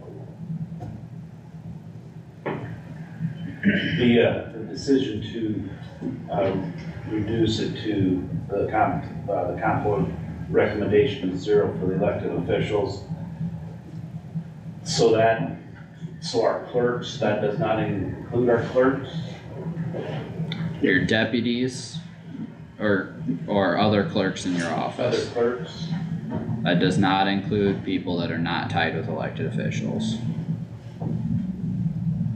Okay, so, our clerks are still going to be getting a raise then? That has not been decided. So if you do decide, so the clerks are gonna, deputies aren't? Has not been decided. The deputies are, depending on the first. Well, that's what I'm deputy, they follow the elected officials. They won't get a raise because, yeah, it'll trickle down, it'll be the same as they got last year. So the deputies is no, and then the other is undecided. And that's gonna be great for morale in that Yeah, office? that's gonna cause problems for all of the department heads involved. Just something to think about. Don't seem real ethical.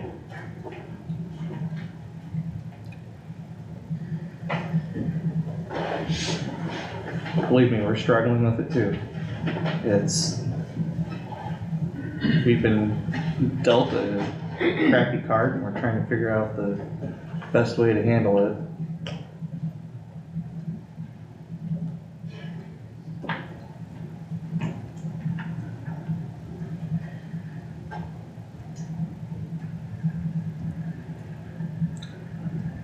On the insurance topic, any more to discuss then? I guess, I think for the sake of coming up with a total bottom line figure, so we have a little bit more of a education on the position of the budget as a whole, I think we need to have at least some number to plug in and see where that puts us. Whether that's keeping the contribution the same, a certain increase to the contribution.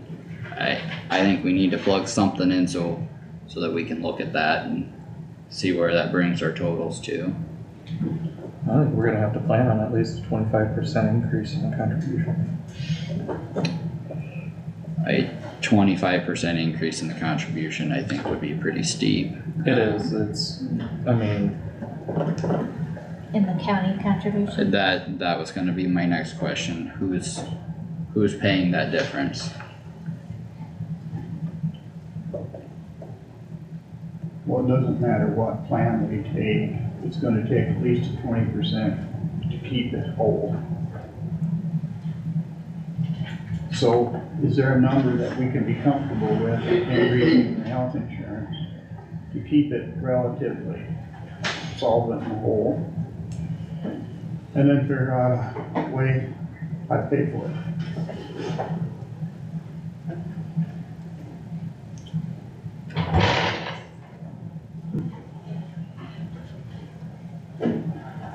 I guess, 20% increase on 765 would come to 918. I don't think we need to go quite that far, Well, shoot me a number. well, 20? I said 20, he didn't wanna go 20, give me a That's- number then. 10% increase would be 841.5, for single. I'd be more comfortable plugging that in and seeing where that brings us. that'll do 15. 15 would be 879.75. May I make a statement, please? Supervisor Knapp was just talking about initial rates from Wellmark being 13%. If you increase contribution to the fund of 10%, all you're gonna see is more digging out of that hole for next year. You've got to talk about making this fund survivable. Is that a word? You gotta make this fund survive. And if you don't want this fund to survive, that's fine too. Just go out and try and buy insurance from somebody. But we've dug ourselves in a hole. Last year, what did we raise our rates? 4% contribution. What did Wellmark tell us that was gonna happen? It was higher than 4%. So this year, we continue to spend more than what we're putting in. That doesn't last very long. So if you're not talking about at least covering the costs that Wellmark gives us, you're not doing a duty to make the fund survive. And you gotta make that fund survive, or you gotta say, we're no longer gonna do it. One of the two. I will respectfully disagree with your comments there, because if you look at the 100% estimated balances they projected, we would end at 2.8 million. We actually ended at 3.25 million. That is almost a $500,000 difference from their estimated numbers. That's fact. Yeah, but we're not. No, last year, what is fact is your administrator of insurance encouraged you to do something other than just a 4% contribution. And you did not listen to that insurance administrator. Are you referring to stop loss changes? Yes. Well, glad you brought that up. This is not going anywhere, but the fact of the matter is, you guys dug yourself a hole, and now who's gonna be taking care of it? It's employees. No. We can't talk about the past, you gotta talk about the future. Where did my sheet go with the high cost Talk about that claims? Thursday. What sheet do you need? The high cost claimant summary. Is that- That one? That's mine. I had notes on mine. You didn't grab it, did you, Carter? What are you looking for? This chart. Oh, I had it out here, I was just looking. no, I didn't get it. Here, you can use this one, you can use. Oh, I have no, oh, nope, here, bottom of the stack. So, based on the rates they gave us last year, if we had went to a $50,000 stop loss, we would have had $159,000 in savings in their rates. We would have paid out $188,000 by the increased liability. So that actually would have been a loss to the fund of about $30,000. So that's why I asked for different options, which are higher stop losses. You would have to figure that in as increased liability on the backside. Would you please just repeat what you just said? I said, which part? You said an overall loss of $30,000? From the rates they gave And what us, have we lost so far, based on keeping things the same? that's a $30,000 loss on top of everything else. I don't know about that, man. Well, that's what the numbers show. I don't really wanna argue about $30,000 and $3 million. No, they're not. It's They don't have it's no in the idea. queue. And they have no idea, Walmart has no idea. My question is, you put a 20%, you put a 25, you're saying 13, you're saying 10. Before you can't come to a number and vote on it and see where you're at? Evidently. Well, I've changed to 15. Well, whatever it is, I mean, That's what I was saying, we need to meet in the middle and. I sat in here Do last 15. Thursday and we went in a circle from Doug to Kyle to Roger to Doug to Kyle to Roger, and we just said the same numbers. We all know the numbers, you guys gotta make a decision. Well, I'm saying if you went with 15, then you better look at next year going at another pretty good rate increase to keep it solvent. I think 10 isn't even applicable to the situation that we have.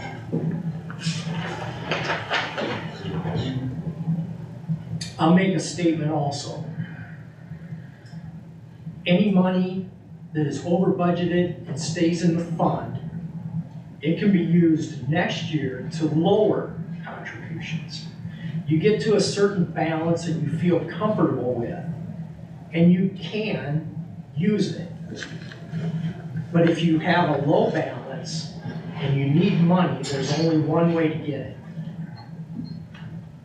That's by raising contributions.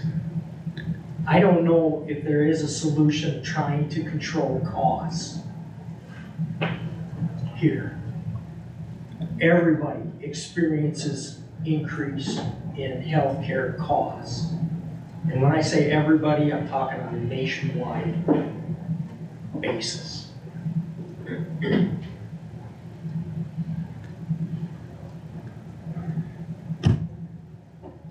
Well, if we used 15% for discussion, I'll repeat the number again, that's $879.75, so you could round it to 880. That'd be a 15% increase.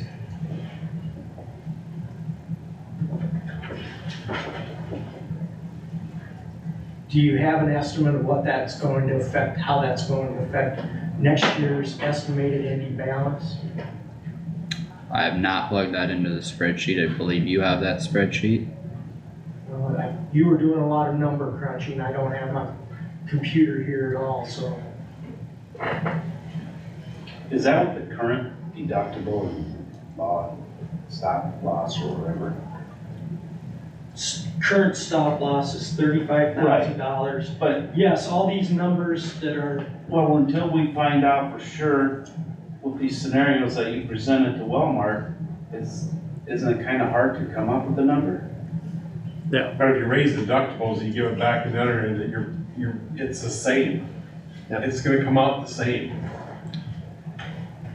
I mean, you're gambling on somebody not using it and saving that deductible reimbursement, which, how much is really that gonna be in a year? Well, from their statistics, which report is that in? There was, if I remember right, ballpark 30% of our members that did not, spend $2,500. I think that's in the annual report here. But Bill's right, we're gambling, we're better at estimating what the exposure is than Blue Cross Blue Shield, and I don't wanna, we're kinda defeating the purpose. And another concern I have with the deductible reimbursement is you're adding that to somebody's plate as a job. If you're only gonna reimburse that back once a month, and my deductible just went from $1,000 to $3,000, and I have to wait for you guys to reimburse that back to me, now I get late charges, it hits my credit because bills aren't getting paid. You gotta look at that, because this affects all employees, not just us sitting here in this room. I'm just gonna administer it here in the courthouse. Correct. The other, Want another job, Donna? I wasn't listening, no. the other option with the deductible is not reimbursing it back, which is a direct cost to employees. Then you offset that on wage increase. I mean, because the people we've hired, as far as I'm concerned, in the last 6 months, the people I've hired, their wages was all based on our benefits. And if we all of a sudden change our benefits, I'm gonna lose people because they can go next door counties and get paid more with that insurance.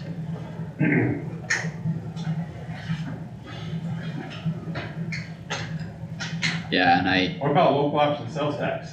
I mean, that has went from 700,000 to 1.5 million in the last 5-6 years. Can't some of that be diverted to help with health insurance? Just a question. I'm sure you guys looked at that, and it's I pretty don't know if that applies to We'd have to ballot look at it. language. crazy. Not really. We'd have to I- see how it's worded on the ballot. I I don't, mean, that's, I don't when know if they, that when they would added apply. this online purchases and stuff, I mean, your local option sales tax went from here to here in 5-6 years, I mean, it's went up a lot. It has risen But quite a bit. then you're shifting all the, those are supposed to be spent for the rural, because that's all rural taxes. But when you said that as all rural, you weren't expecting this doubling because of online purchases. I don't Well, know that I- that makes any difference for the ballot I don't think language. it makes a difference, that money was supposed to be, they voted on it originally It to just use. depends on the wording on the ballot, if it says any Yeah. lawful purpose, most of them were written as any lawful purpose. For rural basic. If that was included in there, then yes, but if it's just lawful purpose, then it can be used for any lawful purpose that is determined by the board. I mean, just to read the statistics to share, in the current period, 71.8% of the members had no claims or claims paid less than 2,500. So, I guess I would rather gamble on the low end of costs rather than the high end. But to some degree, it all depends on what they come back with as costs to us. We can still plug a number into the budget. You're not gonna beat the insurance company on projections.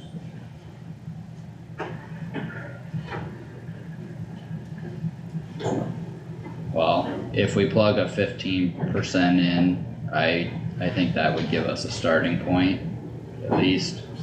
I don't know. We don't spend the money that goes into this fund, it stays in the county. County doesn't lose the money. So then at that point, why don't we plug in 18 or 20%, and if we can't make that work with the budget, then you look at going down. Is that- Well, if you put 20% in and our fund balance goes lower, then the next year you can adapt, adjust and overcome. But if you put 10% in and we spend it down to a ridiculous number, we'll never dig ourselves out of the hole, and you could just as well throw away the self-funded insurance. That's where I'm at.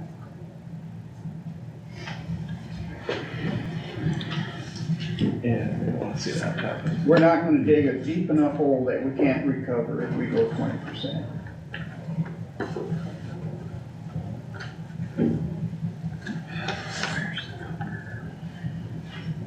I think it's, So are we looking for motions today, or just discussion, or? I'm sure that Tammy would like to have some numbers so that she could actually do a budget. Yep. Yeah. I think all the department heads here would like that too. And all the department heads are sitting here wondering what they're gonna do with their budgets. Okay, well, Roger, you say 20, I'm gonna go with Roger, I say 20, Carter, what do you say? Fine. 20, We can plug that number in. Kyle?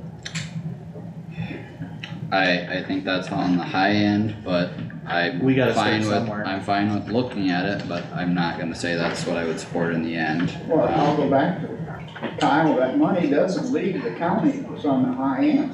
It stays, you can lower your asking next year and change the proposal if we have a big fund balance. Well, and we had a $469,000 increase to the balance here a couple of years ago, so Sure. that's, And then I'm not what did saying we do? anything. We lowered the asking. Yep. So, we can do it again.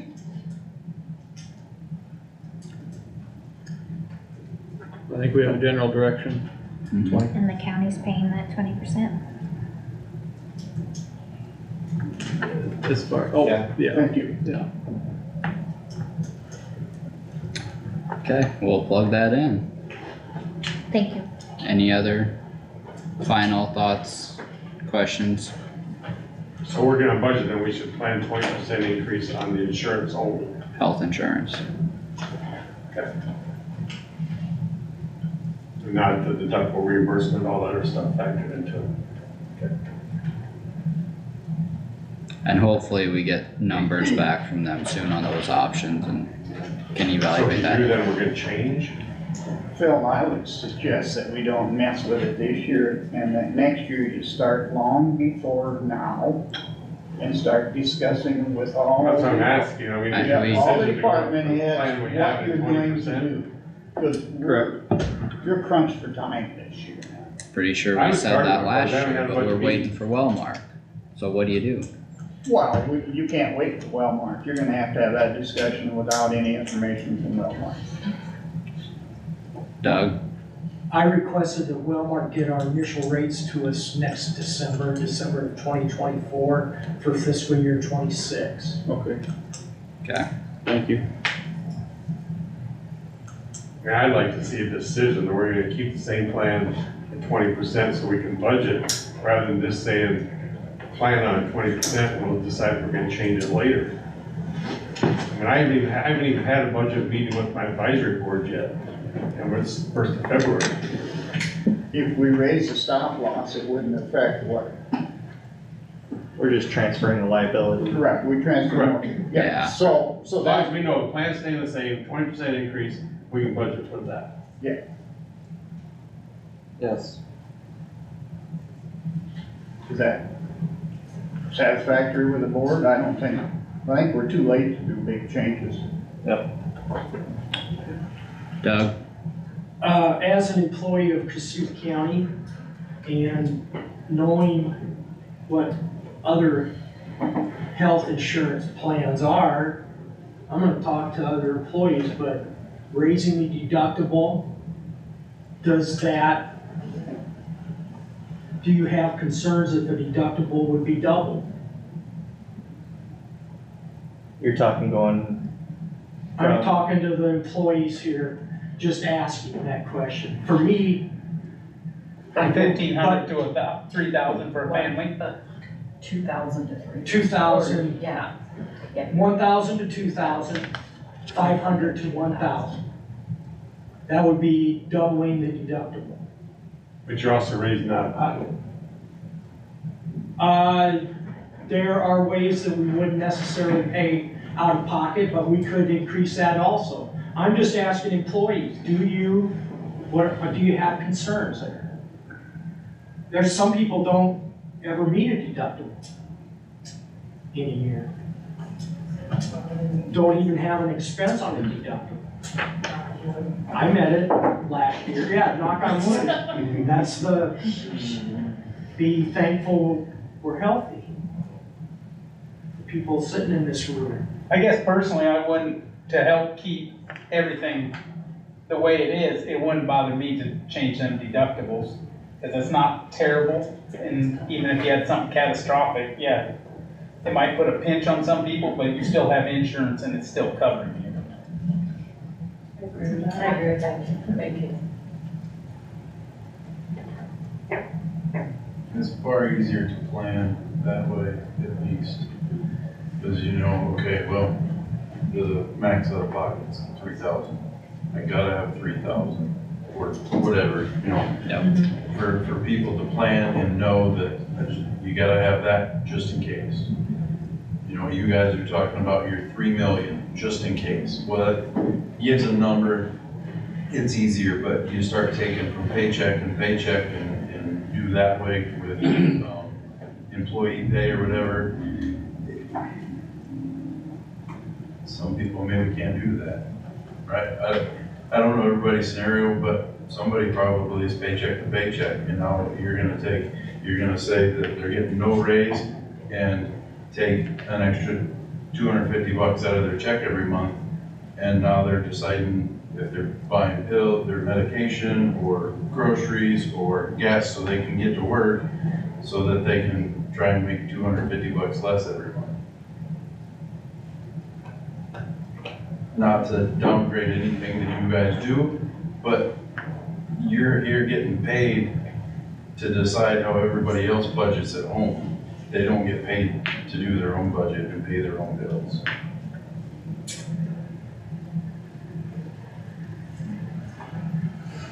Donna, may I ask you a question? Sure. We have our open enrollment usually in November. Is that, So or, for insurance, health insurance, we do it in May for July. no, it's not the open enrollment, but what do we do in Flex. November? The Flex. flexible, Flex. thank you, flexible benefits. Correct. It would be, if there would be an opportunity to have more medical expenses for employees,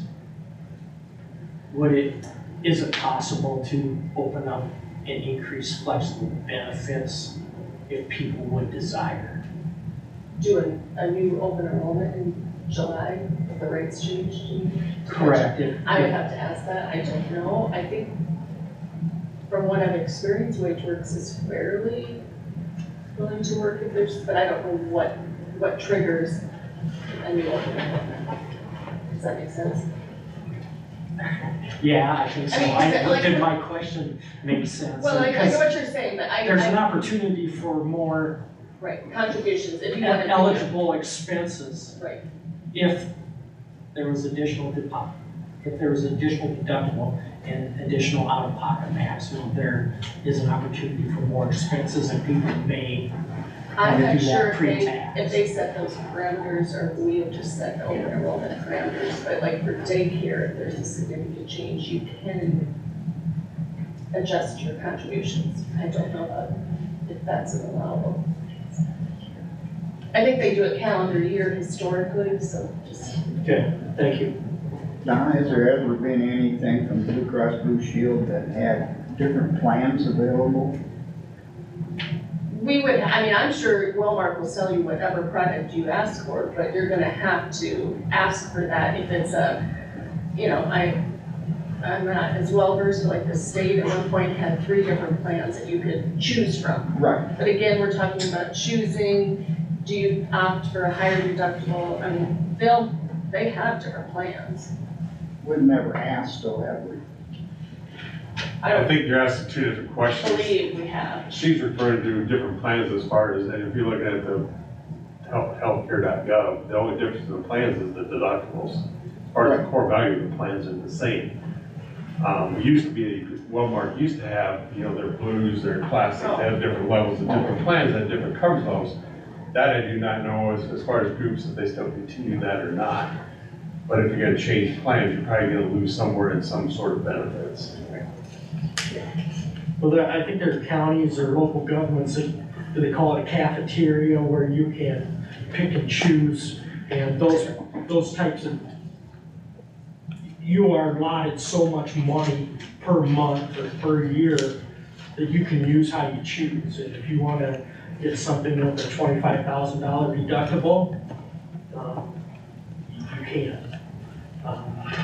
If you wanna get something with a $2,500 deductible, you can. Those options are available to every employee, family, single.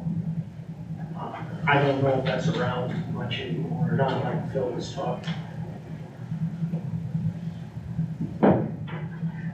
There is one, I know the city of West Des Moines has 3 different employee options. One's a health savings plan, one's a higher deductible, and one's a lower deductible. So I mean, I think it's just changing the details, but the overall plan may be similar, I'm not 100% sure.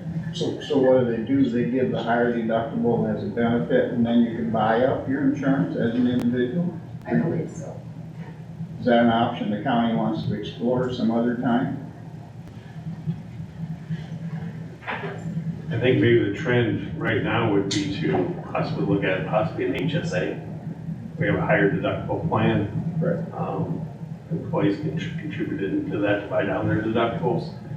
I don't know what, something like that would do to your rates or your stuff. It might be something to explore rather than a bunch of multiple different deductible options. Just have your regular plan and like a health savings account plan. That might be something that we should explore next year when we get Yeah, I don't started. think you have time to look at that now. No. But I think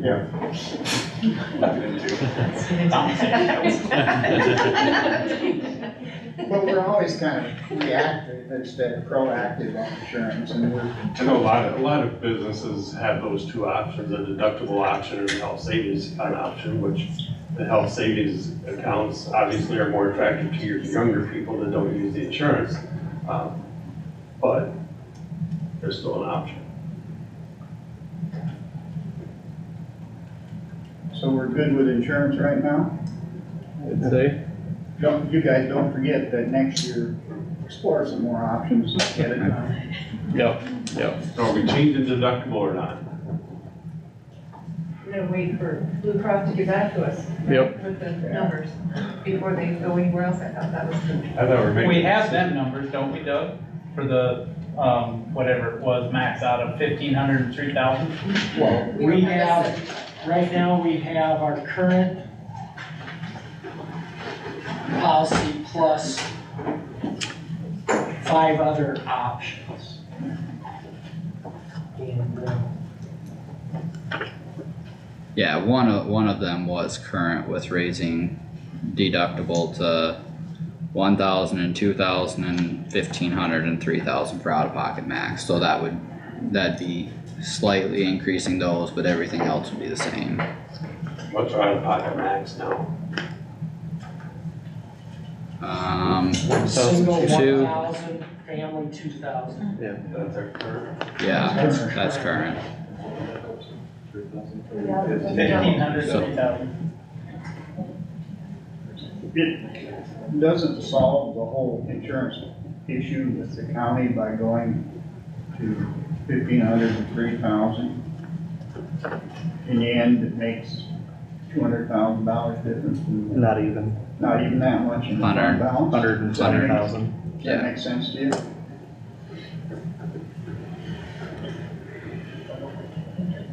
Right, but it's a step from the employees to try and help. Right.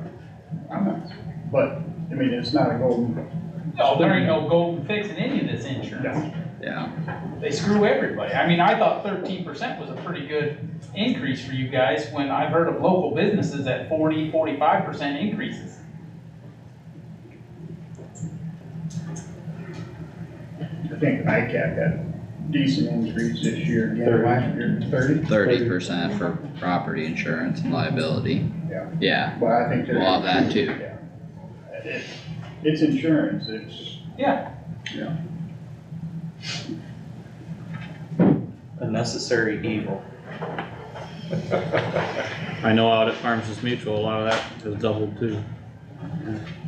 Just think of the wages you could have if you didn't have insurance. Yeah. You find a way to steal it. Really? You have Come no on. faith.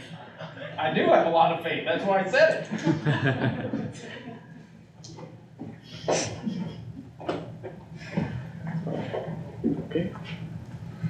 Well, insurance only takes care of part of the budget questions, we still have wages. Yep. That's a big part of all of our budgets as well. So, do you wanna talk about that at all, or? With a 20% increase on our insurance, I don't know that we can increase wages that much because like some people said, that's an increase, towards the total benefit package. And when you talk about it as a picture as a whole, it's gonna be tight.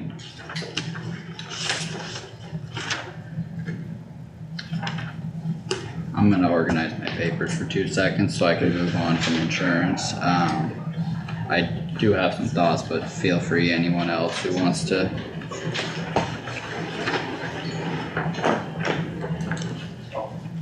Well, as already been mentioned, elected officials are getting 0, and therefore deputies would be getting 0. On the deductible, is that changing then? Or maybe I missed that. As of right now, They don't know, they don't know. Okay, so we're waiting. The most likely scenario that we kind of based numbers off of was the slight increase in deductible and out-of-pocket max with the plan staying the same. So that's the base that So we we're, don't know yet on that. I mean, I would expect at least some sort of an increase in deductible and out-of-pocket max, but that wasn't a huge impact. well, we need to give them an answer though, because they need to take that back to the. Yeah, cause all the employees are gonna wanna know what you guys are doing with that.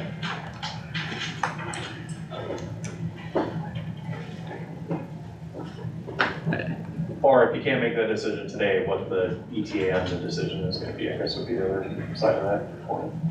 If we could get rates from Wellmark, I would hope fairly soon after that, if we could get some of those other options, but I think for right now, out of the ones that are on the table, the one in, well, that was 1,000 for single, 2,000 for family deductible, and 1,500 and 3,000 out of pocket max respectively, so I think that's what we're starting with, right?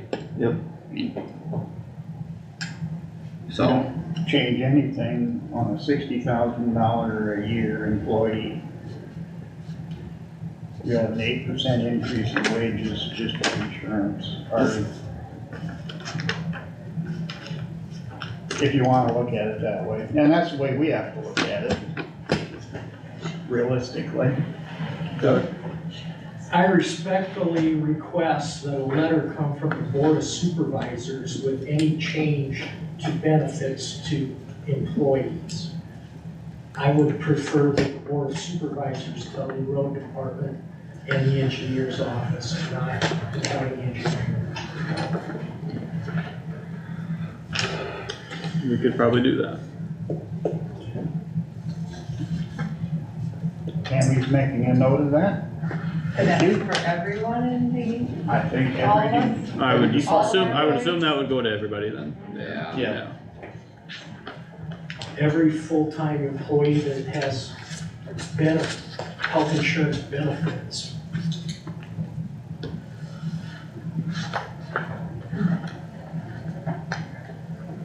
So what were you saying, Roger? Can you repeat what you were just saying before Doug asked his question?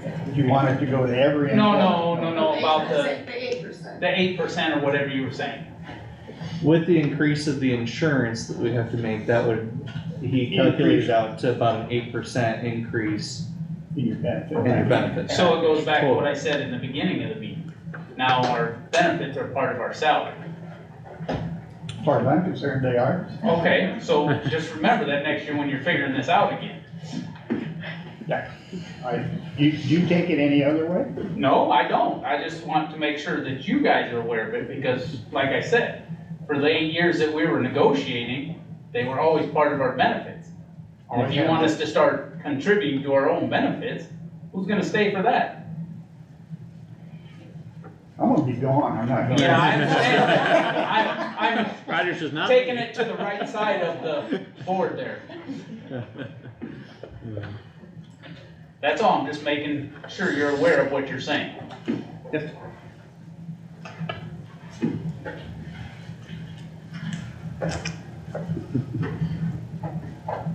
Well, anyone else have thoughts on wages?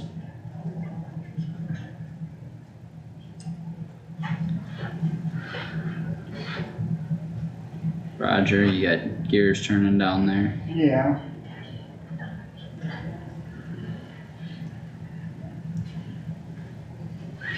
Gonna dump it back on Tammy. How much? What are we gonna bump into stops on anything? If we increase wages at all after we just bump the insurance up? Well, remember, our FICA and IFRS comes out of supplemental, we're not limited on supplemental. We're not, but Doug gets his insurance comes out of road department. Secondary road, Secondary roads, so I'm saying it has an effect on Doug's budget, which affects our budget on rural basic, so. yeah, but remember, you have the option of using rural supplemental this year, which you've never had before. What can we put in rural supplemental? We can put the insurance in and FICA. I'd have to look for sure to see what all can go in there, cause I we've don't never think we used it before, but. We can't put wages in on rural supplemental. This is a code section, But does it say we? 331, I 424. don't think wages, but FICA No. and insurance. Employee benefits can be. So I'm saying that what we increase in wages is gonna affect rural basic. It will, It will. yes. It will affect the secondary road fund. Right. It will affect, yes. But in the end, it affects the asking on rural basic. Correct? The secondary road fund is made up of fuel tax, Right. made up of other funds. as well as property tax and local option sales tax. But there are other funding resources that contribute to secondary road fund. So yeah, it will affect the bottom line of that fund, but that's not the only source.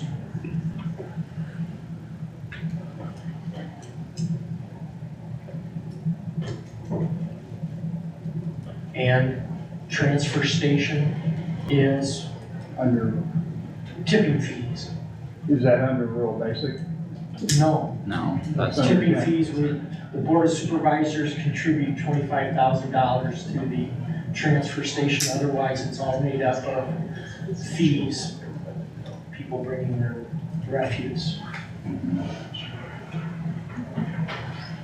and that 25,000 is for the stuff here in town, It's for transportation for, of rural recycling that is in the rural recycling containers in the city of Algona. yep, just wanted to clarify that. So is there any restrictions on having road employees? Health insurance come out of general supplement? Just curiosity. No, that would be allowed possibility. They're already coming out of rural. Right. You move them from rural to general? Yeah, well, would it hurt if you're short on rural basic? I don't know about that. I don't think so. Just question. Something I'd have to look into. I don't know if you can put secondary roads stuff in there. I don't know. I don't either. We've never done it, but we moved deputies from the sheriff's department to rural basic so we could balance the budget. So I thought maybe we could do it the other way around. I don't know, we'd have to look at the code. That's flexible, isn't it? Yeah, probably. Actually, I think we just talked to the Department of Management. They'd be able to tell us. Would that be something you'd be able to get back to us after lunch? Probably not, Probably because not. they are not that good at returning calls. Surprise.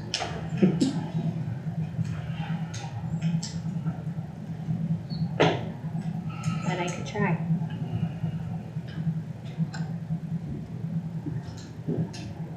The bargaining in for the road department, that's settled already. Yeah, Correct. We're talking about courthouse 4%. employees. 4%. Yeah. That goes back to, we were discussing options for longevity. Have you looked into that at all? Yeah, I looked at that extensively the other day. I asked Melissa a couple questions the other day too on the sheet she prepared for us.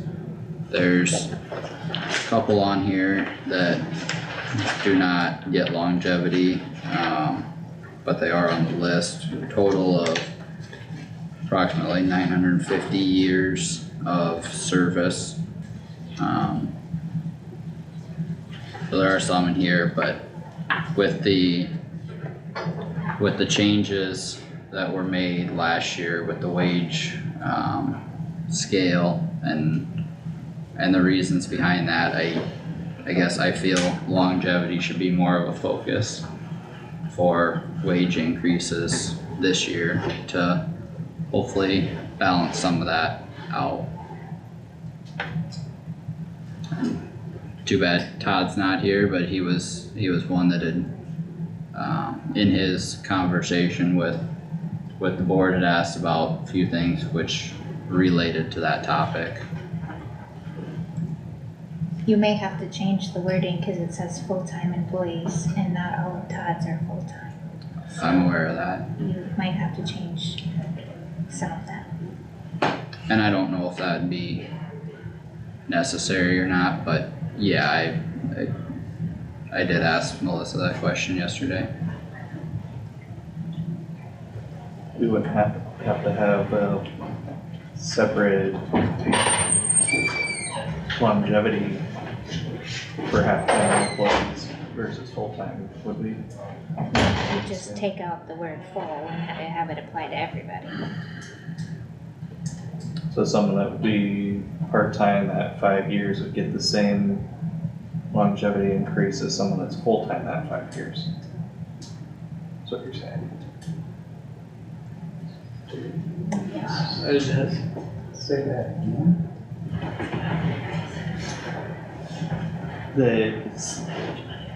A person at part-time reaches 5 years would get the same longevity increase as someone that's full-time at 5 years.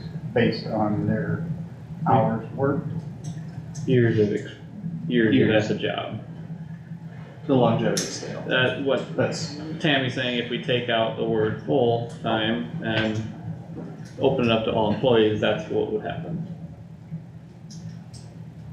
So Cause right now it only applies to full-time employees. Correct. Mm-hmm.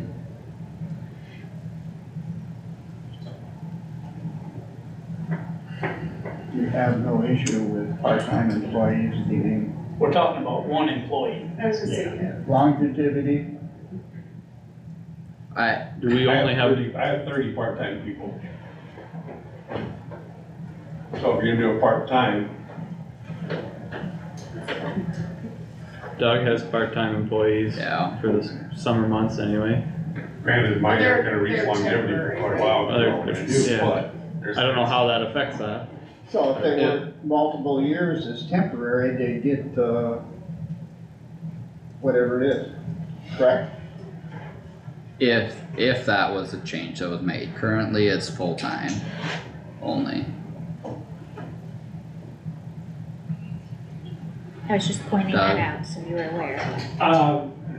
May I ask, what is the current longevity pay and what is being discussed as longevity pay? It's 5 cents every 5 years and then, so 5 cents the first 5, 10 cents after the first 5. After 10, 10 and then Basically a 15 penny a after 15, yeah, a penny a year, Yeah, that's current. yes. but also there's a definition of who qualifies, that it is not across the board for the longevity. It was for those that originally joined the courthouse union, those select departments. Well, it doesn't include, it includes most people except for deputies, elected officials. And the assessor's office is not included in that? And I'm. Which so the- not most people. The assessor's office, I had thought we had addressed that either last year or the year before, that was supposed to be factored in, and I don't believe it. Talked about after the budget was approved last year, and it's supposed to be addressed for this year. Okay, Learning budget, we're trying to learn budget, so, Last year we adjusted the wages to try to catch up. yeah, so I have to figure all that out yet, but Yeah. I talked with Tammy on how to implement that. There is a lot of people that longevity does not affect. So you said it affects deputies? Does not, Does not. affected. does not affect everything. Does not and will not, correct? Correct. Thank you. Yeah, it's just full-time employees that aren't the department head or deputy, if I'm right in that. Yep.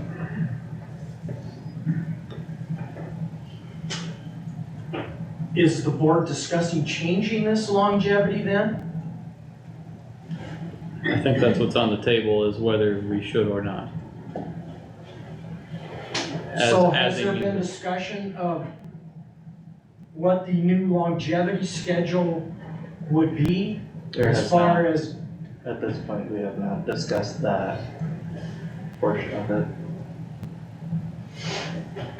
So Well, what are the numbers you're looking at, Doug, that you're this at? is a penny a year, Oh, for lack of a okay. better, Yeah, 5 that's fine. cents after After 5 years, you 10 start cents getting after 10 longevity at a years. penny a year. You're familiar. Yeah, You brought it up. I know. I can blame you. Go ahead. I just did. Okay. I guess, some of the numbers I ran through myself here, between our last budget workshops were increasing the longevity, but counteracting that with an employee contribution to insurance. The majority of employees who got substantial raises last year were newer employees, like lower years of service. So the ones that had been here longer, whether you call it a proportional or fair increase, they were not treated equitably in some regard there. The only way we can legally differentiate between employees that are doing the same job classification is by years of service, by longevity. I'll just rip off the Band-Aid and say it, the numbers I did were 15 cents a year, applying every year, with a $250 a month contribution to health insurance would net out pretty much even. Total cost for the county. It would increase the ones who have more years of service. The ones who have less years of service would have a potential negative impact, but those were most of the people that received substantial raises last year with the wage scale changes. So we just went back to insurance. Yeah. So again, I you're thought going that back horse to was you want us to put to pay bed. for our benefits, this when it's is, figured into our wages. that's the math I did. Would you repeat that, 15 cents per hour per year Yes, and $250 per month contribution? correct. Would that be after year for one? every Yes, full-time employee then, including a county engineer? that is for the employees that longevity applies to. So how are So you, that would not apply to the county engineer? Currently, it does not. so that means And who those, else would be included as not, receiving longevity? Cause I am a full-time employee, I believe. The assessor, it would not apply to. I don't know if the okay, excuse me.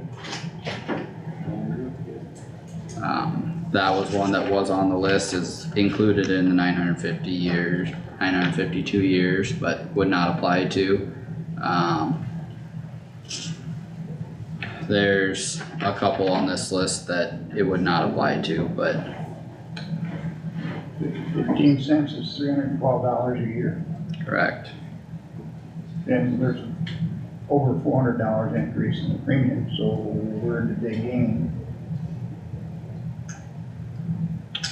So at a $250 a month payment for health insurance, you would have $3,000 a year. Someone with 10 years of service, hypothetically, would basically be a wash.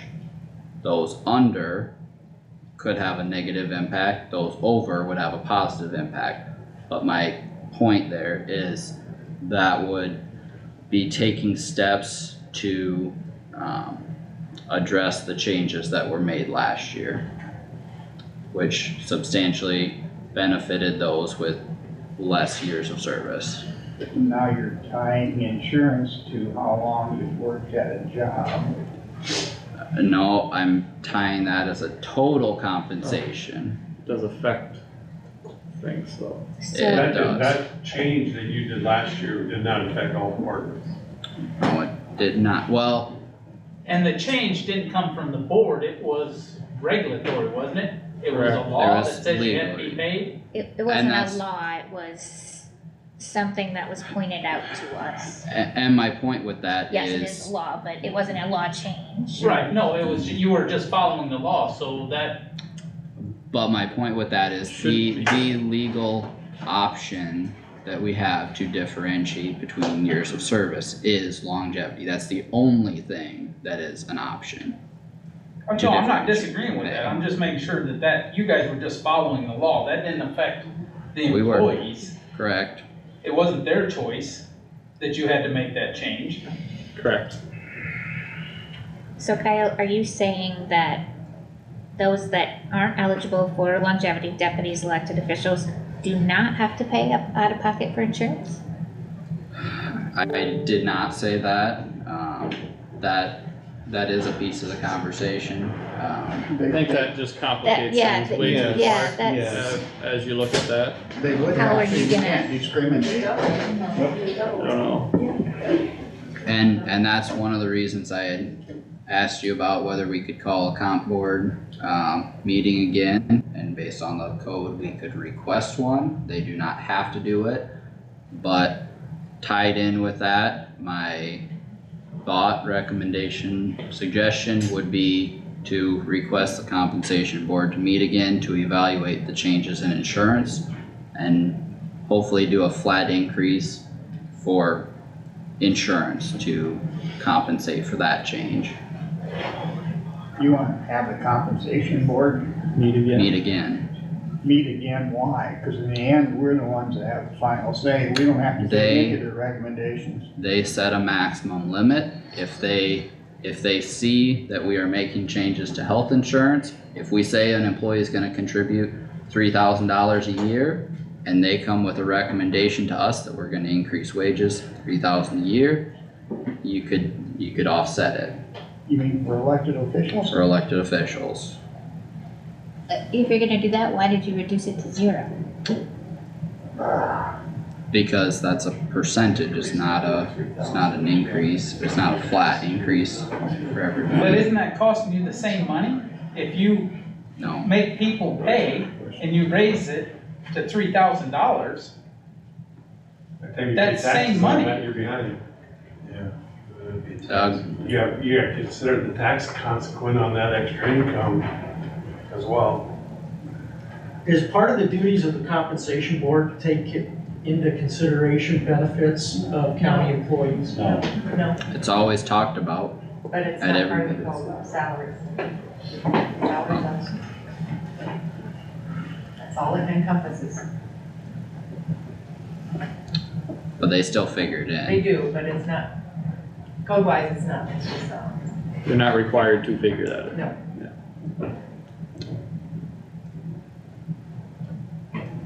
But I mean, that's one thing that gets talked about year after year. They always talk about our health insurance. Christie? So, I just wanna make sure I'm understanding, so you're going back to possibly making employees contribute to health insurance, correct? That's what my numbers Okay, were so I based just on. wanna point this out, if I'm understanding that goes into effect July, is that correct? Or for health insurance, would those premiums go into effect July? Deductible won't change until January, correct? Right, but as far as premiums, that would be January July, 2025. well, my point Is is, that correct, Doug? There would be an overlap they period. would, I, okay, but there's here's my, gonna deductible if deductible changes, there will be a period.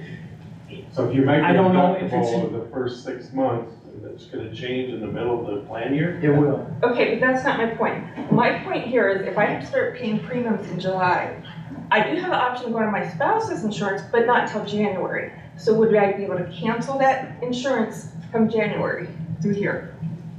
Does that make sense? Yes. Because otherwise I have 6 Right. months there up in limbo. I mean, it's something to consider that, yes, we can go back to our spouses, but not till January. It'd be an event. You could go in July. No, it's not, is it qualified? It'd be a qualified event. However, But it's a little, federal law does require employees to cover, to have health insurance for full-time employees. There's something in there, because we've talked about that before with Wellmark. And there's something there that, do you remember that conversation, Donna, a couple years ago? I'm gonna No. say I do not, There's something there that, coverage and.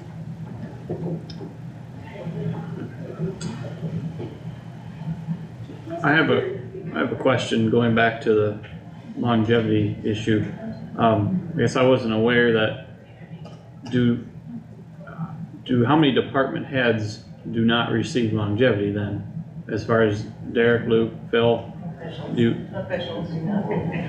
I don't. Our The So- county engineer's office does not receive longevity. That's what I'm saying, do other department heads also not receive longevity?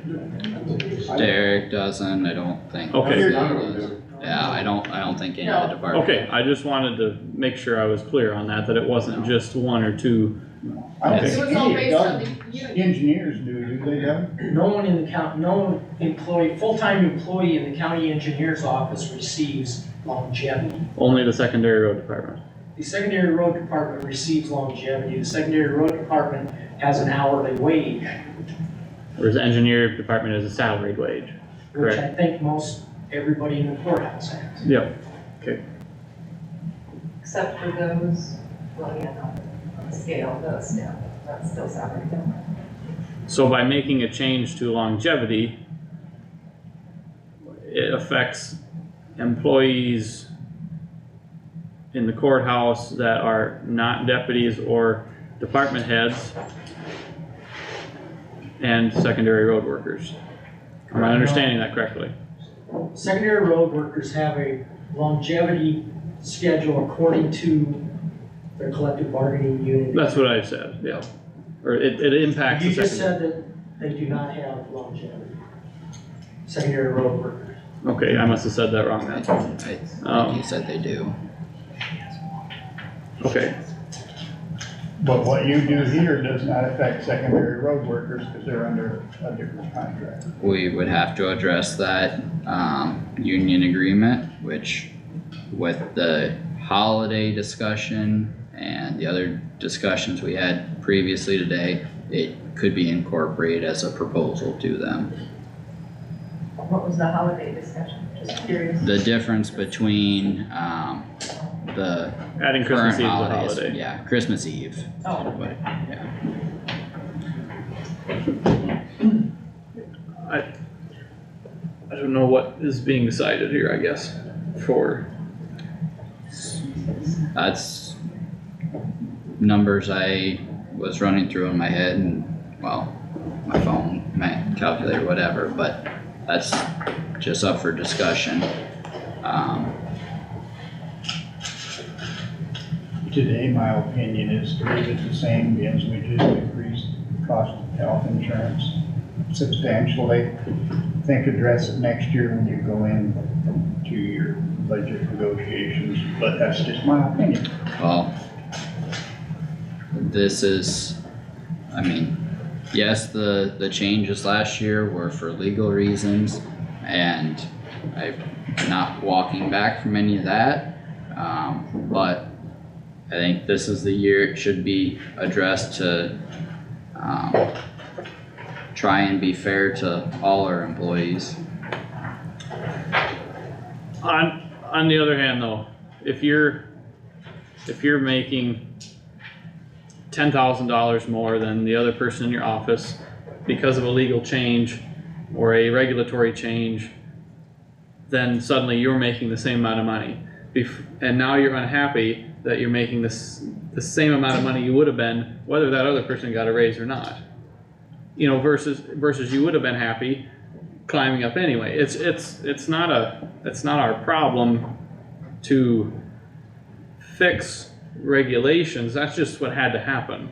So I guess But one an of, employee's happiness is important, but you shouldn't base your happiness or unhappiness as an employee either on whether your counterpart got a raise or not. I don't know. but within that legal oversight, longevity is a tool for differentiating between wages. Well, I get That is- that. that I is would the agree only with that, thing but that's open. increasing longevity and also making employees start contributing towards health insurance, it's, like you said, it's a wash. I mean, it doesn't create, You're not gaining nothing. You, No. Putting a hardship on everybody that doesn't get longevity, plus all the new employees, it's gonna be a pay cut. The only ones it's gonna affect is ones that have been here a very long time. They're gonna break even. That's 25% of your people, 75% are gonna be affected. That's just a round number. Doug, Not based on that. In your longevity calculations, are you including FICA and IVERS contributions? No, that's not.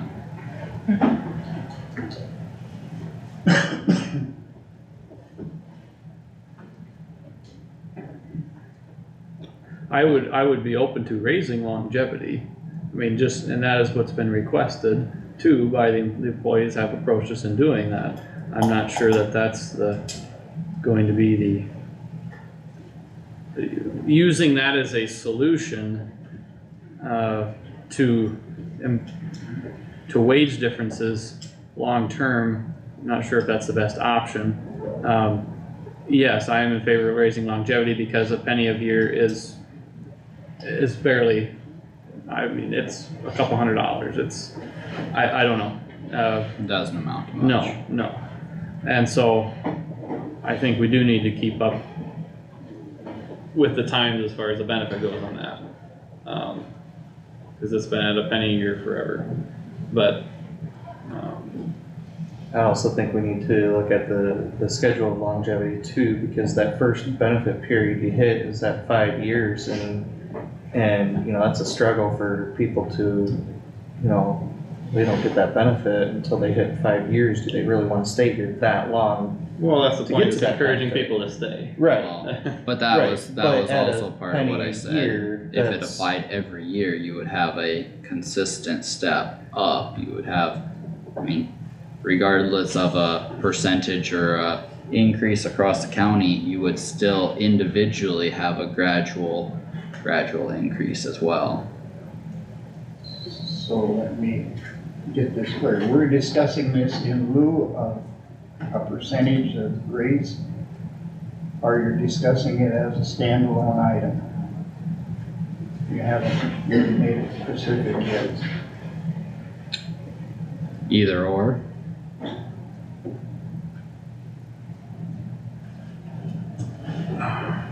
If you're doing it not to raise wages, I think it's counterproductive to even talk about it. And that's what I'm saying, I think it's beneficial to have the conversation to raise longevity to some degree. Separately from the percentage of a raise discussion. That's what I meant. Yeah. Okay, well, open for any other thoughts, I guess, in regards to a percentage or anything. There's been talk about different percentages or a flat increase across the board dollar wise or anything. Any thoughts anyone would like to share?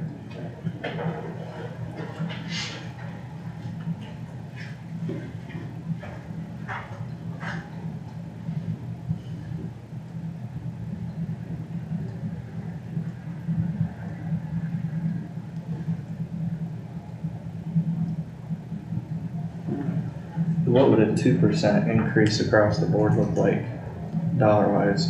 Except for deputies and elected officials. Yeah, we'd have to go back and calculate it, because we'd have to Let's take out, make Tammy do all that. we'd have to That's take out fine to me. all those that it doesn't qualify, so. We'd have to add it all up. Yeah, But as a deputy, you are paid higher dollar amount to begin with. I mean, that is your raise, is you're moving up as a deputy. And so when But you're, the when you're deputies- averaging things out year to year, even if you get 0 this year, you're still increasing at a greater dollar amount than a normal employee, Not if right? Yeah, simple math, $60,000 employee, 2% is $100 a month. Right. Just Yeah. Yeah, but if you don't get anything, that's still, if the department head has 0, I that understand. deputy's still gonna get 0. I understand that, but I'm saying over the course of the years, you're making 75, 80, 85% of your elected officials' salary. That is still a significantly amount more than if you weren't a deputy, that's Right, what I'm saying. because their duties are Right, a lot different Right, than those that right. aren't. Doug, It was just said, duties. Yeah. Please take into consideration job descriptions and what duties are, Right. and not, you talk about normal employees. Deputies have responsibilities and duties different than normal I employees. think he was referring normal And that as in probably wasn't the regular right, salary. the right word to use, and I apologize. No, he for said that. normal. Yeah, and I, Clerks. yeah, clerks, support staff. The word wasn't as it- coming to me, and that was the wrong word to use. As it is on a resolution, clerks, support staff, But the reason they get a higher rate is because their responsibilities are higher, Correct. so. Oh, I get that too.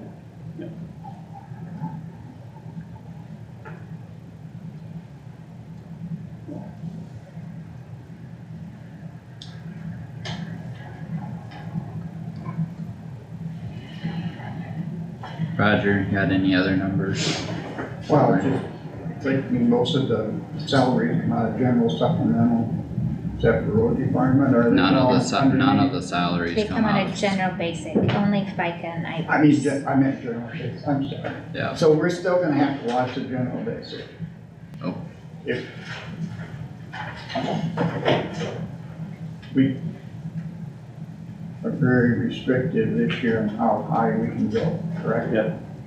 130,000 That don't for mean- everything. Right, that gives really hardly any raises unless you trim something somewhere else. What are we gonna trim? Does anyone have any suggestions on where they can cut? I don't. I try to run a very tight budget. I mean, I have cut, I'm sorry. that's fine. So I'm kind of bare bones. What makes it bad is the state is mandated that we Right. do things and isn't giving us any money to do it with, which talk to your state legislators, cause that's where I get in trouble with them. I have talked to them and they tell me that's my problem, but then I say, no, it's your problem, you're restricting me. And they go, well, you spend too much, you got too big a reserve. You carry too much money over. That's what I hear. I'll go ahead and make I'm not proposal, this isn't a proposal, but you could, open the courthouse 2 days a week. And that would be a lot of reduction in cost, people would not be paid as much. You could reduce services to the citizens. I mean, that would happen. I'm not saying we should do it, but that's how, if you're talking about how are we gonna, what can we do? You reduce services to the people, reduce services to the citizens. If you're gonna talk about the roads, maybe we should plow roads only during 7:30 to 4. Maybe we should not resurface roads, go back to all gravel. Maybe we should forget about replacing bridges, we wouldn't have any construction. Reducing services is about the only way, if you're really going to, if you're talking about trying to reduce expenses, you gotta reduce services. And I'm not, Will, this is no insult, but forget about scrubbing floors. Forget about cleaning toilets. So if you're only open 2 days, it's gonna be pretty damn easy to clean that shit. No, and like I said, and you know what? If the citizens that are voting stop losing services, they will go somewhere to complain. And if they come to the Kossuth County Board of Supervisors, you could send them to the state legislators that enacted Senate File 718. House file. Or House File 718. And say, you really need to get those people to change that law.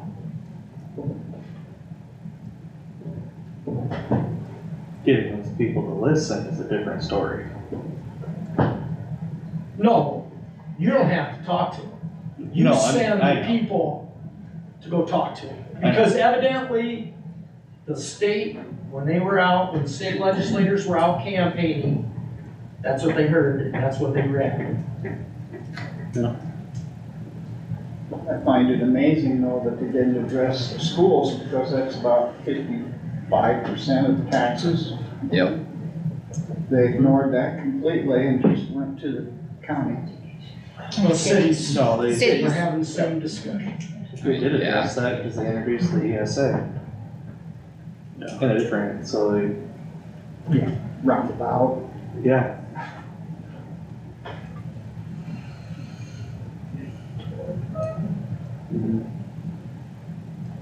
I'd be looking at looking at the benefits going up.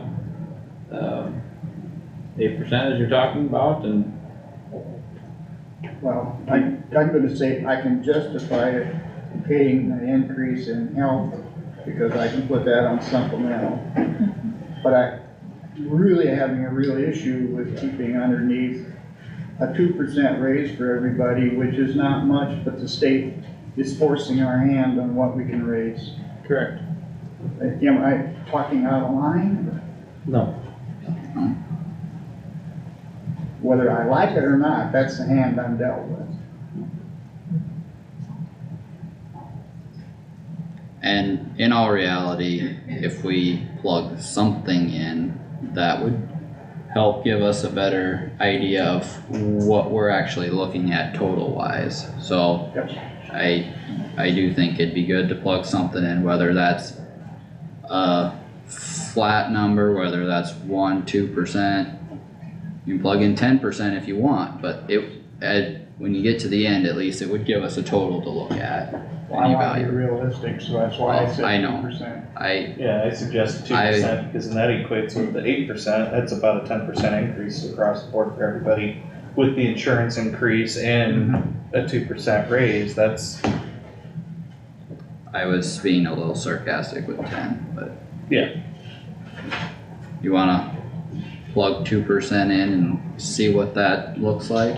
Yes. Yeah. 2% And then if we have to for trim the budget, we can trim the budget to keep that number in there. Yep. Support staff, salaried employees, Be so the ones- non-elected, non-deputy, The ones that this wage scale applies to?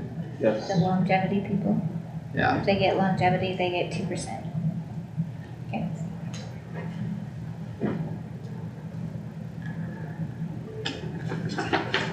And I encourage everybody out there to tell your patrons that come in and ask questions, to send them to your state representatives, because they're smarter than we are. That have, their department head have asked to bump them out of a scale, is that a no? Tammy's question was for the elected officials who had asked for percentage increases to certain deputies. We've got a couple that we had discussed previously. To bump them up to the next Oh, percentage. Is that changing or is that staying the same of what we discussed? I would suggest that you have a conversation about the 0% that we did, now that we've come further with insurance and made a decision on 2% raise. If we would go with a different percentage other than 0 for elected officials. Is this the appropriate time to do that?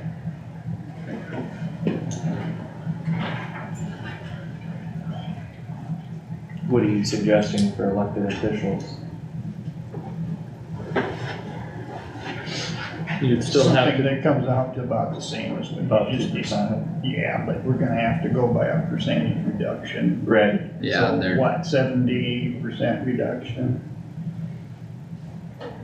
70%. 6% for the majority of the ones that were listed there. To get down to 2%, you would be at a 66.6% reduction. Yeah. 2/3 70, reduction. so I like round numbers. Well, you can't have round numbers for that. Okay. I mean, you can, but if you could do a third or 2/3 reduction. It's a decimal that repeats, but that would get you to 2% as a round number at the end. Yep.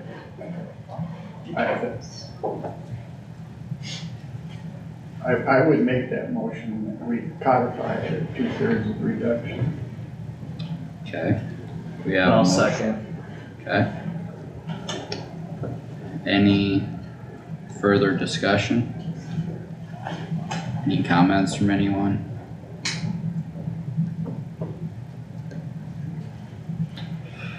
Roll call vote, please. Jerks, Yes. Wactor, Yes. Nath, Yes. Stecker, Yes. Alright. Anything else we wanna hash out here quick before lunch?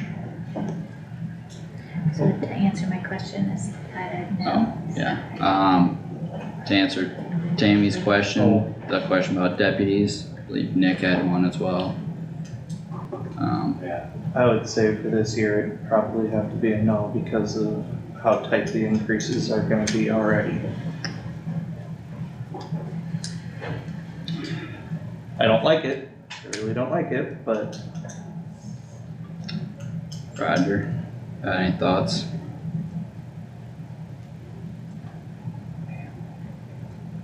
I got yin and yang on that one. yeah, I really do.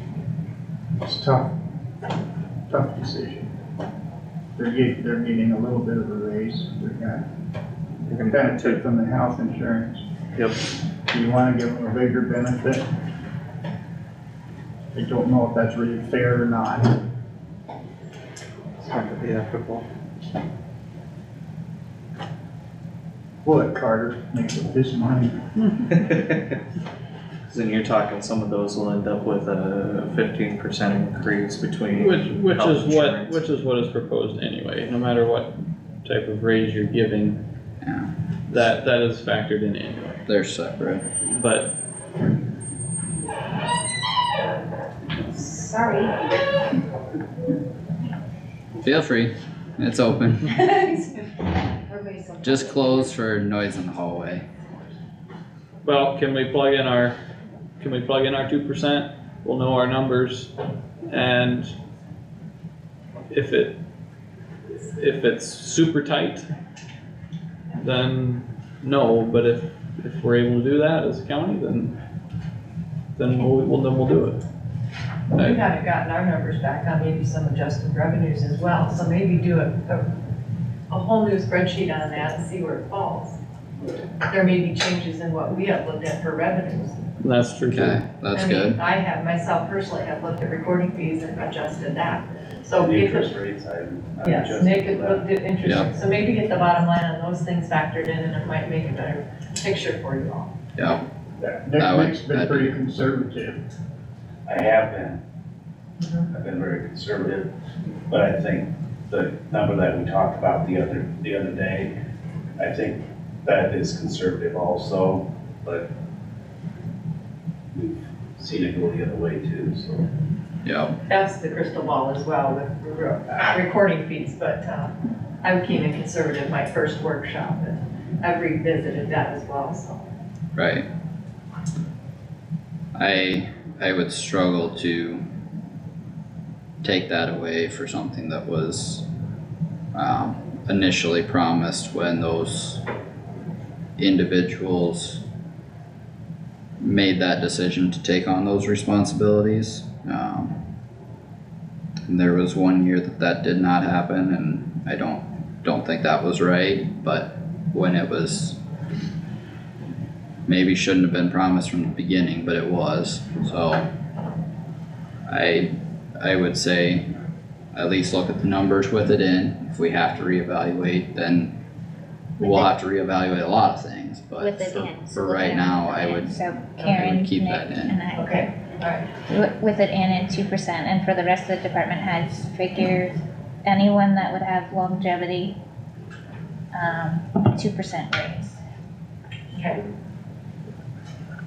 So anyone with longevity would have 2%, but then that would eliminate others too? It would just be for that's what you said, Carter? Is that what you said, just those that, or who said that? That's what you said, Yeah, No, I asked what employees? I think I shook my head, yeah. So, yep. So it's just, so some are gonna get a raise and some aren't? Your elected officials and deputies should be on that schedule. The 2%. Well, yes, for you it would be 2%, it's not 2% for all elected officials. Sheriff and board of supervisors would be different. Correct. But that would be 2%, and then employees under you as well, yes. Cause everyone else in your office should have longevity. not the deputies. Well, yeah, those would be factored under the elected official. Yep. So deputy and he's- elected officials I would think be, he's talking about the people that haven't reached that 5 year. Right. they would still be eligible for longevity, whether they are Right, currently yeah. receiving it It's or not, still they're the eligible. 2%, yeah. It's,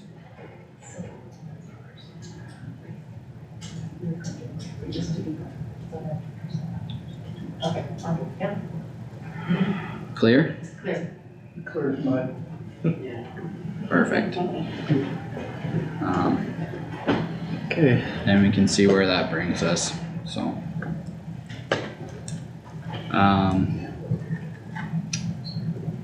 Do we You need guys- to continue after lunch? Or do we need to give Tammy that time to get those numbers plugged in? Well, that ain't gonna happen today. No, she's not gonna No, do we it over gotta go lunch. through every So, single, yeah. yeah. I don't know that we can go any further with anything else until we get those numbers in, so. I don't know,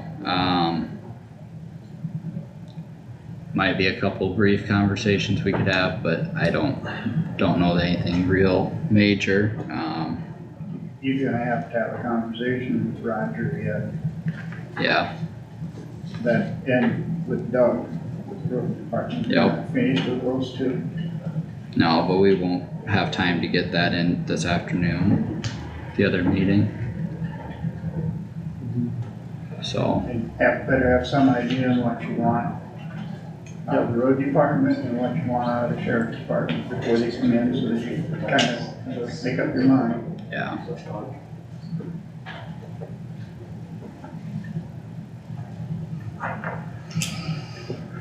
Okay. Alright, well, we didn't quite finish board discussion and stuff. Carter got lengthy stuff there, I do as well for a bit, so, let's come back at 1, well, 1:15 if we can. That's, Thanks, everyone. thank you.